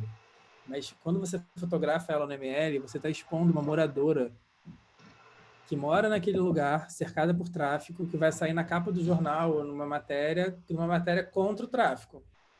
Então, assim, a gente cria uma evidência de que aquela pessoa estava ali, cria uma prova de que aquela pessoa estava ali, e isso pode complicá-la lá dentro na comunidade dela. Pode ser que um traficante chegue e fale, porra, como assim? Você topou sair? Isso vai queimar a gente, você não sabe que isso queima a gente. Então, criou uma evidência ali que complicou para essas mulheres. Então, a gente tem que tomar cuidado com isso e usar isso quando a gente quiser também, denunciar uma coisa. O Fantástico faz muito isso, né? Denuncia muita coisa e tal. Então... Você pode também tremer o olho, você pode fazer uma tarja, eventualmente. O ponto que... Gabriela, né? Gabriela quer chegar assim, é como acessar, né, esses lugares ilegais, sabendo que a fotografia cria evidências, né, contra eles mesmos. Então, eu acho que é muito na conversa, muita lábia, foi o que eu falei de ter lábia, assim, e explicar o seu intuito. Qual é o seu intuito? É fazer um trabalho ilegal para acabar com o trabalho ilegal, para expor eles mesmo, para denunciar e ferrar com os caras? Tem um approach, sabendo que você nunca mais vai voltar para aquele território. Agora, se é um lugar que eu quero voltar, o garimpo é um lugar que eu vou toda hora, cidade de Novo Progresso, lá no Pará, estou toda hora lá e tal. Eu não posso me queimar, eu não posso fazer uma grande denúncia, expor todo mundo e vazar. Eu sei que eu vou voltar, eu preciso ter um cuidado. Então, é conversar, falar, oi, estou aqui para entender o universo de vocês, não estou para julgar, vocês sabem, eu tenho minha pulseira indígena, tenho meus colares indígenas, vocês sabem minha posição, você pode entrar no meu site, meu Instagram, enfim, você pode ver o que eu penso, mas eu não estou aqui para julgar, eu estou aqui, inclusive, pagando do meu bolso, eu quero entender esse universo para poder discutir isso, para poder entender isso. Eu sou um cara do sul, do sudeste, tipo, não tenho noção do que acontece na floresta, eu não tenho a relação próxima com a floresta. O Brasil é um país gigante, a gente que é do meio para baixo, a gente não é habituado a ter essa relação com a Amazônia, a gente acha a Amazônia uma outra coisa, faz parte de um outro universo. E é isso, é natural, não estou culpando ninguém, é como a coisa aconteceu nesse país continental. E eu estou aqui para entender, estou aqui para aprender diretamente com vocês, sem julgar, e para fazer um trabalho com vocês. todos esses trabalhos, isso é muito importante, cara. Todos esses trabalhos que eu fiz de garimpo, eu passei pelos garimpeiros antes. Antes de mandar para o meu editor, eu mandava para o garimpeiro, para ele ver se pode, para ele estar ok com a foto, para ele ter a confiança de que qualquer produto que eu faça, qualquer conteúdo que eu faça, ele vai ter o controle. Não editorial, mas ele vai ter o controle ele vai ver antes o que vai ser publicado ou não para falar isso aqui está errado, isso aqui não pode, isso aqui me expõe, isso aqui eu não quero, porque é sobre isso. Com toda a sinceridade do mundo, é mais interessante para mim que o garimpeiro goste do meu trabalho e esteja de acordo com o meu trabalho do que o editor. Se o editor não quiser, vão ter outro editor, mas o Mas isso é uma coisa muito específica, né, do teu delicado, trabalho. e muito, muito delicada e muito específica desse caso, claro, né? Óbvio que o editor tem que gostar, é para eles que a gente trabalha. Mas o que eu quero dizer é assim, se eu me queimar com o editor, tem outros. Se eu me queimar aqui com esse garimpeiro, eu não volto nessa cidade mais. É. Eu não Eu posso. acho que a Gabriela está falando uma coisa assim, sei lá, uma venda ilegal de drogas, sei lá, alguma coisa assim, como fotografar. Claro, tem que ter coragem também. E você não pode se expor muito, porque também você Tem uma pode coisa se ferrar, né? Sei que lá, é pode ser qualquer outro assunto, mas assim. me perguntaram uma vez uma coisa que eu nunca tinha pensado, que eu fiquei pensando, que eu penso até hoje. Como é que eu lido com o medo? Eu nunca tinha parado para realizar que o medo está constantemente no meu trabalho, constantemente, de uma maneira muito presente. Assim. Eu tenho medo o tempo inteiro. Quando a bomba explode num protesto, tenho medo, claro, de voar um estilhaço na câmera, em mim, qualquer pessoa. Quando eu comecei a fazer protesto, eu levava pro Sérgio Moraes, o editor lá da Reuters, as fotos, ele falava no início, mas você está fugindo da bomba, a bomba está estourando, você está correndo. Eu falava, óbvio, né? Tipo, claro. Ele falou, não, mas a foto está lá, a foto é a bomba explodindo. Então, é lidar com medo, é lidar com calma. Eu vou fazer a bomba, mas não preciso estar no meio da bomba para não me machucar. Então, é descobrir uma maneira de fazer a notícia com Sem se proteção. matar, né? Sem se Exatamente, em cometer suicídio. segurança. Então, a gente lida com medo o tempo inteiro, embrumadinho, sabe? Botando o pé na lama, você não sabe que lama é aquela, você não sabe se você está respirando aquela poeira tóxica, vai fazer mal. Você não sabe, você lida, não sabe se vai ter um desabamento depois, você não sabe se mergulhar no rio, lá em Regência, vai contaminar sua pele. Você não sabe se você está em casa falando com alunos e vai ter um tiroteio na sua porta. E a gente lida com medo. E pode ser que se tivesse um tiroteio aqui, eu largasse vocês aqui, pegasse a minha câmera que está aqui do lado e já saísse para fotografar com medo, mas pensando na estratégia. Então, assim, o medo está sempre presente e ele é muito importante porque ele freia. Ele freia mesmo, é que nem a dor, né? O nosso corpo, ele gera dor no nosso corpo para a gente entender que aquilo é machucado e tal. Então, o freio, o medo, ele freia. Mas ele não pode bloquear, ele não pode travar, porque no meu trabalho de fotojornalismo, de hard news, de cobrir tiroteio, queimadas, eu não posso ficar travado pelo medo. O medo eu tenho que ir lidando com ele, jogando com ele. Eu lembro quando estava cobrindo queimada, eu e um parceiro, a gente pegou uma estrada que a gente não sabia para onde ia, eu tinha certeza que ia dar ruim. Internamente eu estava morrendo de medo, eu estava andando no carro assim, caralho, vai dar ruim, em algum momento vão aparecer caras armados aqui nessa estradinha e vão cercar a gente. Mas vamos, porque se a gente chegar lá e a gente pega um puta fogo, uma puta imagem, uma puta história. Então, assim, esse equilíbrio que você tem que sempre dar ouvido. Nunca pode passar de uma linha de segurança. Assim. Então, se, por exemplo, desse aquela merda, se o carro fosse cercado, a gente teria negociar, conversaria e tal, tentaria dar um jeito.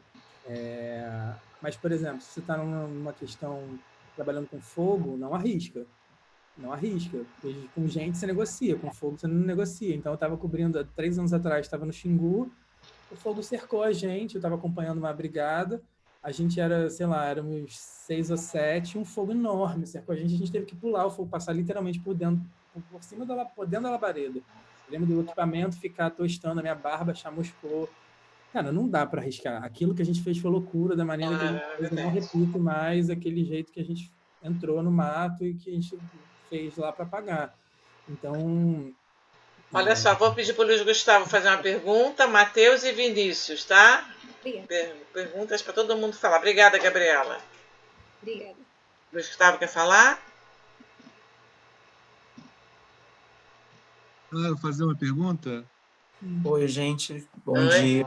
Bom dia. Eu queria saber, pegando esse gancho que vocês estão comentando, como você se defende.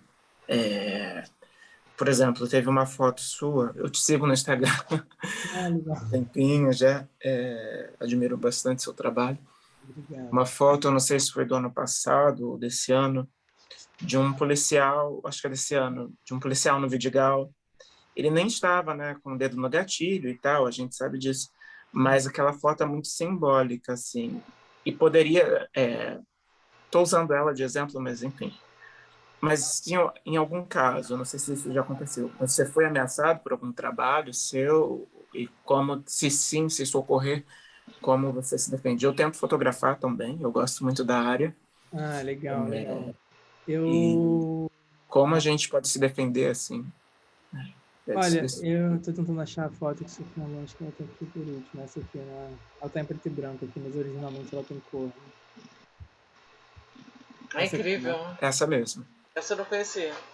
É uma motocicleta, é uma carreata pró-Bolsonaro. Isso foi no ano passado, na verdade, foi meio no início da pandemia, quando os bolsonaristas queriam a reabertura do comércio, né? Quando era para reabrir o comércio, e aí eles fizeram essa carreata pela reabertura do comércio, e aí os moradores do Vidigal começaram a jogar ovos nos carros que estavam passando de maneira muito digna, e aí o policial saiu andando em direção à casa ali, estendeu a arma, não deu nenhum tiro, como você falou, né? Não estava nem com o dedo no gatilho, mas rendeu essa cena aí que diz muita coisa, né? Diz muita coisa desse momento bolsonarista, eu acho. Que, na verdade, para mim, o início disso tudo é esses carros estarem aí pedindo para a maior parte dessas pessoas que estão na favela descerem para trabalhar. É sobre isso, né? Não é porque eles querem trabalhar, é porque eles querem que essas pessoas continuem com o serviço para a cidade não parar. E as próprias pessoas jogando ovo neles, ou seja, o recado está dado, o recado está super dado ali. E aí a polícia, quando vai fazer a segurança, faz a segurança de quem, né? Aponta a arma para quem, né? Então, acho muito Brasil 2021, assim, esse protesto dentro de carro, enfim, baboseira total. Mas nesse momento, nesse dia, eu fiquei com muito medo. A gente estava falando de medo, né? Eu fiquei com muito medo dos caras virem atrás de mim. É exatamente isso que você falou, de ter uma coerção, assim, coação por parte deles, né? Mas eles tinham me visto. Eu estava sozinho aí nesse momento, mas eles já tinham me visto e eles sabiam que eu estava fotografando. Inclusive, na hora que eu estava fotografando essa cena, eu estava na passarela que liga Vidigal a essa ciclovia, né? E aí eu estava com a tele, com o zoom, assim, fazendo aquilo, eu vi o policial indo e fotografei falando, tinha umas pessoas ao meu redor olhando, assim, né? Paradas, vendo lá a situação. Eu não acredito, policial, vai me dar essa foto? Vai me dar essa foto? Caraca, você vai me dar essa foto? Porque ele me deu essa foto. Ele sabia que eu estava lá, ele sabia que eu, enfim, me deu um modo de falar, né? Eu quero dizer, ele estava ali, enfim, cheio, foi um prato cheio para eu fotografar. Então, assim, e aí na hora que eu fotografei, eu fiz essas fotos, eu virei de costas, tirei o cartão de memória, botei na cueca, botei outro cartão de memória rápido na câmera, tirei umas fotos rápidas ali do chão mesmo, só para falar, tá aqui, e fiquei na passarela esperando ver o que eles iam, para onde eles iam. Porque ali eu tinha duas possibilidades de fugir. Se eles subissem a passarela pela ciclovia, eu ia entrar na comunidade, eu ia correr pela comunidade, e na comunidade eu me garanto, eu entro em qualquer casa lá e me escondo. E se eles subissem pela comunidade, eu ia descer pela ciclovia, o carro que eu estava com o motorista da agência, né, eu estava fotografando para a Reuters, o carro estava bem embaixo da passarela, então estava ali calculando o que eu ia fazer. Mas aí eles não fizeram nada. Eles voltaram, aí ele me olhou, tem uma outra foto depois de sequência que eu vi que ele tá com a arma, assim, ele me olhou, logo depois que ele abaixou a arma, na verdade. Então ele, vi que eu fui fotografado e não reagiu. E eu falei, bom... que é uma roubada também dar um tiro num fotógrafo, né? Não, ele fazia qualquer tipo de coisa ali. E ele eu acho que ele ia usar o argumento de não, meu dedo não estava no gatilho, era uma coisa para assustar, para Claro. fazer uma coisa mais... Mas ele devia estar maluco também, né? Devia estar meio doido também, né? Porra, quem faz isso? Para que fazer isso? Que tipo de procedimento é esse? Que Dar um inteligência tiro numa pessoa que está numa casa, num lugar. é esse? Apontar uma arma para casa de alguém, sabe? Tipo, então, tudo errado, tudo cagado, mas ele sabia. Então, na hora que eles desceram, aí depois ele recuou, voltou pro carro que ele estava, e eu desci correndo a escadinha, entrei no carro, falei pro motorista, acelera, vamos embora correndo, e já botei as fotos no celular para mandar pro meu chefe, mandei para ele, falei, ó, pega agora, coloca logo antes que dê qualquer merda, vai. Aí mandei correndo aquela tensão do jornalismo e foi, sabe? Aí na hora a foto já teve uma divulgação dentro da Reuters mesmo, foi selecionada lá, as melhores do dia, e depois teve uma repercussão. E não teve nenhum tipo de Retaliação. retaliação. Inclusive, quando eu postei a foto, eu pensei nisso, fiquei com medo disso, de ter uma retaliação, e botei essa informação que eu acho muito importante, que é, dando zoom na foto, vi que ele não está com o dedo no gatilho, e enquanto eu estive lá, nenhum tiro foi disparado. Se algum policial vir me encher meu saco, falar alguma coisa, falou, ó, tá lá, eu não falei que vocês atiraram, eu falei que estava fora, então tentar me preservar um pouquinho, não que garanto, não pode não garantir nada, o cara pode ficar puto de qualquer maneira, mas é um mini argumento, né? Então, nunca tive nenhum tipo de retaliação nesse sentido, mas rola. Matheus, faz uma pergunta, Matheus. Matheus e Felipe, já são 5 para as 11. Vamos lá, Matheus, quer falar alguma coisa? Eu posso perguntar sobre esse trabalho de freelancer, se teve algum que você fez e você achou que ia bombar, que iam aceitar fácil, no final não rolou trabalho com algo que você tinha muita expectativa? Isso rola o tempo inteiro, isso dá uma raiva, você fala, poxa, editor. Nossa, teve um aqui, ó, vou mostrar um melhor exemplo que me deixa zangado até hoje. Tipo, esse de Portugal, por exemplo, rolou isso, mas não me machucou, assim, não me frustrou. Esse de Regência aqui me frustrou. Esse foi meu primeiro trabalho documental, eu fiz em 2016, é uma vila no Espírito Santo, na Foz do Rio Doce. Aqui tá 2018. É que foi publicado em 18, mas tá. Foi em 17. Tá. 17, na verdade. Fui para lá, passei um mês nessa vila, mostrando como eles tinham sido afetados. Não era um trabalho triste, não era um trabalho sobre a merda, era um trabalho sobre como a vila... Eu fiz um documentário, Resgate de Regência. É como a vila estava se reestruturando sozinha, sem apoio de ninguém. Era o professor de judô, o cara que jogava judô, começou a dar aula de judô, o menino que começou a dar aula de arte para as crianças, enfim. Um trabalho bem longo, assim, foi meu primeiro trabalho. Em 2017 foi quando eu falei, quero entrar no fotojornalismo, vou fazer um primeiro trabalho documental em um tema que eu quero. E aí fiz esse trabalho, gosto muito desse trabalho, acho ele super importante. Tem pouca documentação sobre esse lugar e sobre esses problemas. E ninguém comprou. E quando eu ofereci para a National Geographic, que era a minha ideia inicial, que para mim o pior foi isso, assim. Eu ofereci para o cara falou, porra, as fotos estão ótimas, o trabalho está super National Geographic, mas você está oferecendo em maio. O crime aconteceu em novembro, a gente não vai comprar. Eu falei, cara, como assim? Aí tem essa coisa meio efeméride do jornalismo, né? A gente só publica questões sobre o crime de Mariana ou de Brumadinho nas datas. Ou é janeiro, quando teve Brumadinho, ou é novembro, quando teve Mariana. Se for maio, não publica. Aí eu fiquei puto. Eu fiquei, cara, como assim? As histórias continuam, as vidas continuam, as dores continuam. Eles não estão ali só durante novembro, não querem ser lembrados só durante novembro. Não interessa. Essa foto, por exemplo... mas faz parte, né, do trabalho, né? Faz parte do jornalismo. Essa foto, por exemplo, as peixarias fechando, abrindo as igrejas. Abriram 13 igrejas em Regência depois do crime da Vale Mariana. Então, tem uma questão social muito grande. Não foi um trabalho, enfim, trabalhoso mesmo assim, de fazer, e que o cara justificou com isso. Não é novembro, então... E nem em novembro conseguiu? Aí em novembro eu desisti, eu já não queria mais. Aí eu fiquei puto, porque todo mundo dá novembro, eu não queria ser mais um, e eu não queria ser mais um para a comunidade. A comunidade não aguentava mais essas reportagens de efeméride. Que bicho será que era? Siri em cima? Siri? Isso aqui Que é isso? uma abelha. Não, são umas abelhinhas. Enormes. Essa moça começou a ficar em depressão e aí ela começou a criar abelha para curar a depressão dela. Ela perdeu o trabalho. Essa era uma pescadora que deixou de pescar para fazer pastel em casa. Todo dia de noite ela vai lá ver o barco que ficava ancorado. É lindo, linda reportagem. Mas acho que pode sair eventualmente, né? Não, e está registrado. E os moradores usam como documentação, eles mandam para as pessoas. Então, para mim é isso, serviu, ajudou, sabe? Documentou a festa cultural lá deles. Aí todo Muito ano lindo. eu volto lá na vila, enfim, todo ano eu tento passar lá, ficar uma semana lá. E esse trabalho nunca foi publicado, eu fiquei meio mordido, assim. Foi um trabalho que eu fiquei, poxa, mas eu entendo, foi meu primeiro trabalho. Eu não teria feito, talvez, dessa maneira hoje, assim, sabe? Eu estava aprendendo ainda a fazer, por mais que eu tenha orgulho dele e goste muito. Foi meu primeiro trabalho, eu tinha pouco gancho mesmo. O gancho, ele é importante. Não adianta você fazer uma grande documentação se o gancho for fraco. Então, o gancho desse material, ele enfraqueceu por causa da data, sabe? Mas eu tenho orgulho dele, eu gosto dele e ele, enfim, Olha só, desculpe interromper. Olha só, pode ser que o Zoom acabe de repente, porque também tem isso.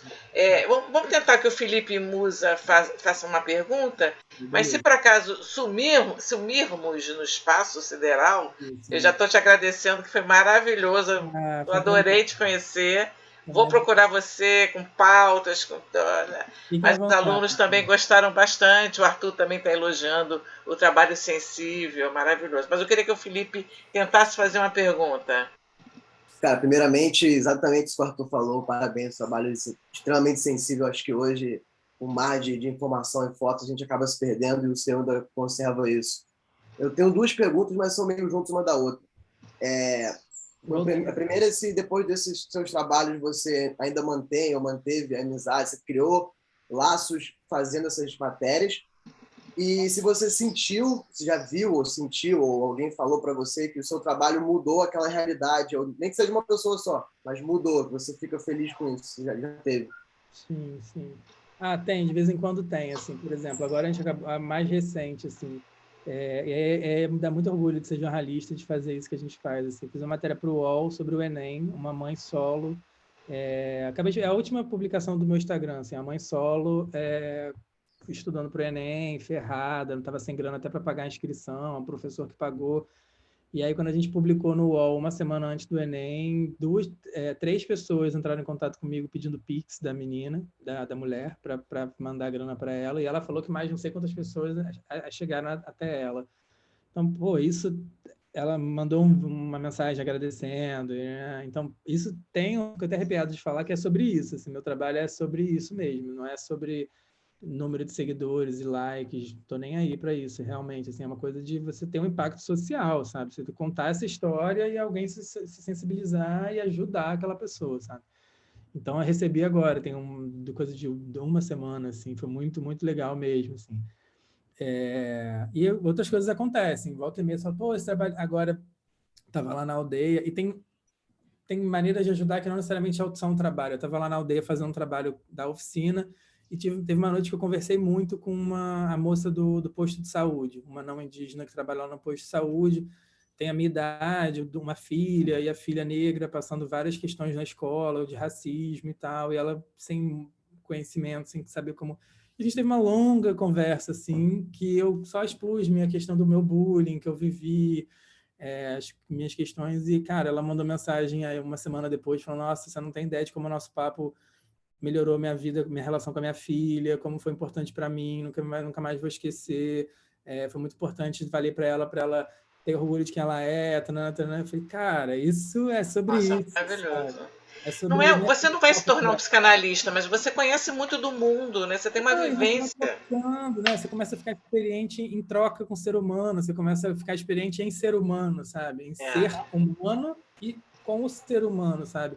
Então, isso é muito foda. Eu acho isso, desculpa o palavrão, eu acho isso muito, muito rico, assim, de ouvir esse resultado e falar, caraca, uma conversa que eu não tinha a menor ideia que estava fazendo, não era intenção, não estava com um psicólogo ali. Estava trocando, contando a minha experiência, e foi muito importante para ela, mudou a relação dela com a filha, mudou a relação da filha com a escola. Então, tem esse retorno, e isso para mim é o que deixa, e é o que fica. A minha vida não é sobre Instagram, não é sobre arquivo de fotos, é sobre as experiências que eu absorvo, os contatos que eu absorvo, os meus amigos, as minhas pessoas que ficam, e aí já respondendo a sua outra pergunta, ficam, as pessoas ficam mesmo.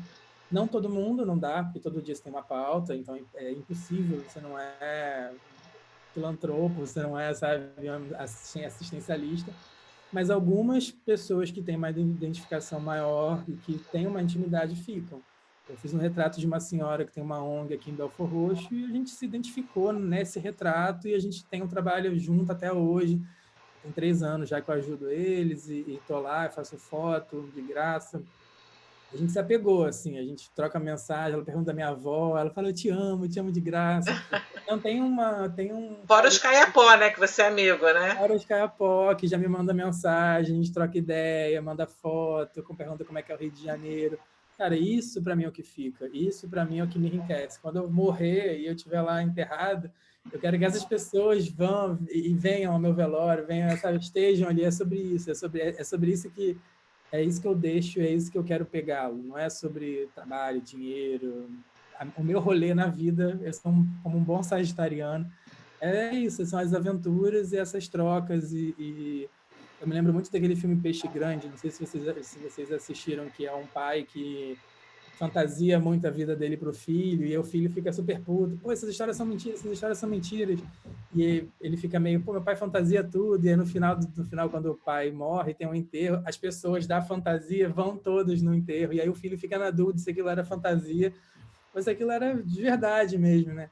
E eu penso muito nisso. Você falou, cara, as pessoas que eu conheço são a minha riqueza, são o que fica mesmo, sabe? É o garimpeiro, é a moça do posto de saúde, são os caiapó, é um executivo de uma multinacional que fotografei outro dia, o cara ficou super legal, meu amigo mora numa cobertura aqui no Jardim Botânico, cara rico pra caramba. É trocar. E não ter preconceito também, né? Não ter preconceito. E ser amigo, e conversar com ator, e conversar com gente famosa, enfim, é muito legal isso. Assim, Olha só, eu vou terminar, já são 11h10, depois eu vou reverter para vídeo e vou mandar, os alunos te mandam também. Mas eu acho que eu posso terminar o semestre praticamente e essa linda entrevista que você deu para a gente com a fala do Gabriel Garcia Marques, né, que ele fala que é a melhor profissão do mundo. Eu acho que é a melhor profissão do mundo, o jornalismo, eu acho. Porque você conhece, você tem uma riqueza ali diária, né? Você conhece. É tão legal, mesmo que você não ganhe muito dinheiro, mesmo que você não. Dá para viver. Dá para viver. Tem que se organizar, né? Eu acho tem que não é sobre dinheiro. Meu foco não é dinheiro mesmo. Claro que eu preciso de dinheiro, a gente vive nesse mundo, mas não é meu foco mesmo, é isso que eu falei, ter esses contatos. E para mim é a melhor profissão do mundo mesmo. Assim. Eu amo o que eu faço. A gente está falando sobre isso antes de começar a filmar, e eu vou repetir, porque agora está filmando. A gente tem que amar o jornalismo mesmo. Não dá para você estar aqui se você não ama, porque é muito difícil, é muito sofrido, não tem grana, não tem o glamour. O glamour é 1% que você conta na mesa do bar, os 99% que você não conta, que são perrengues. Então, tem que amar muito, tem que gostar, é isso. Teve tiroteio, pega o colete, a câmera e sai correndo, porque tá no sangue, não é porque o chefe mandou, porque alguém, o que você quer postar no Instagram, sei lá o quê, porque tá no seu sangue de jornalista mesmo, de hard news, assim. Então... Bom, vamos agradecer então, né? Olha só, 11h08, quase 11h10, tem aula também agora, daqui a pouco alguns têm. Gente, olha, muito obrigada, vamos agradecer o Lucas, adorei te conhecer. Conte com a gente se precisar, qualquer coisa. E parabéns pelo trabalho, maravilhoso. Adora. Poxa, um dia você vai vir presencialmente na minha turma, espero. Vamos marcar quando voltar tudo. Quero voltar para a PUC, saudade da PUC. Tá ótimo. E quem quiser mandar mensagem, fazer pergunta, fiquem à vontade para interagir, Instagram, enfim. A Rose tem meu e-mail, se quiserem, podem entrar em contato. Vai ser um prazer ajudar e trocar com vocês. Então tá, gente. Muito obrigada por todos estarem aqui. Tá? Então... Valeu, Lu. Valeu, gente. Bom dia aí. Tchau. Até terça-feira, dia de trabalho, G2. Tchau, muito obrigado. Bom G2 para vocês. Valeu. Tchau, tchau. Tchau. Tá, obrigada.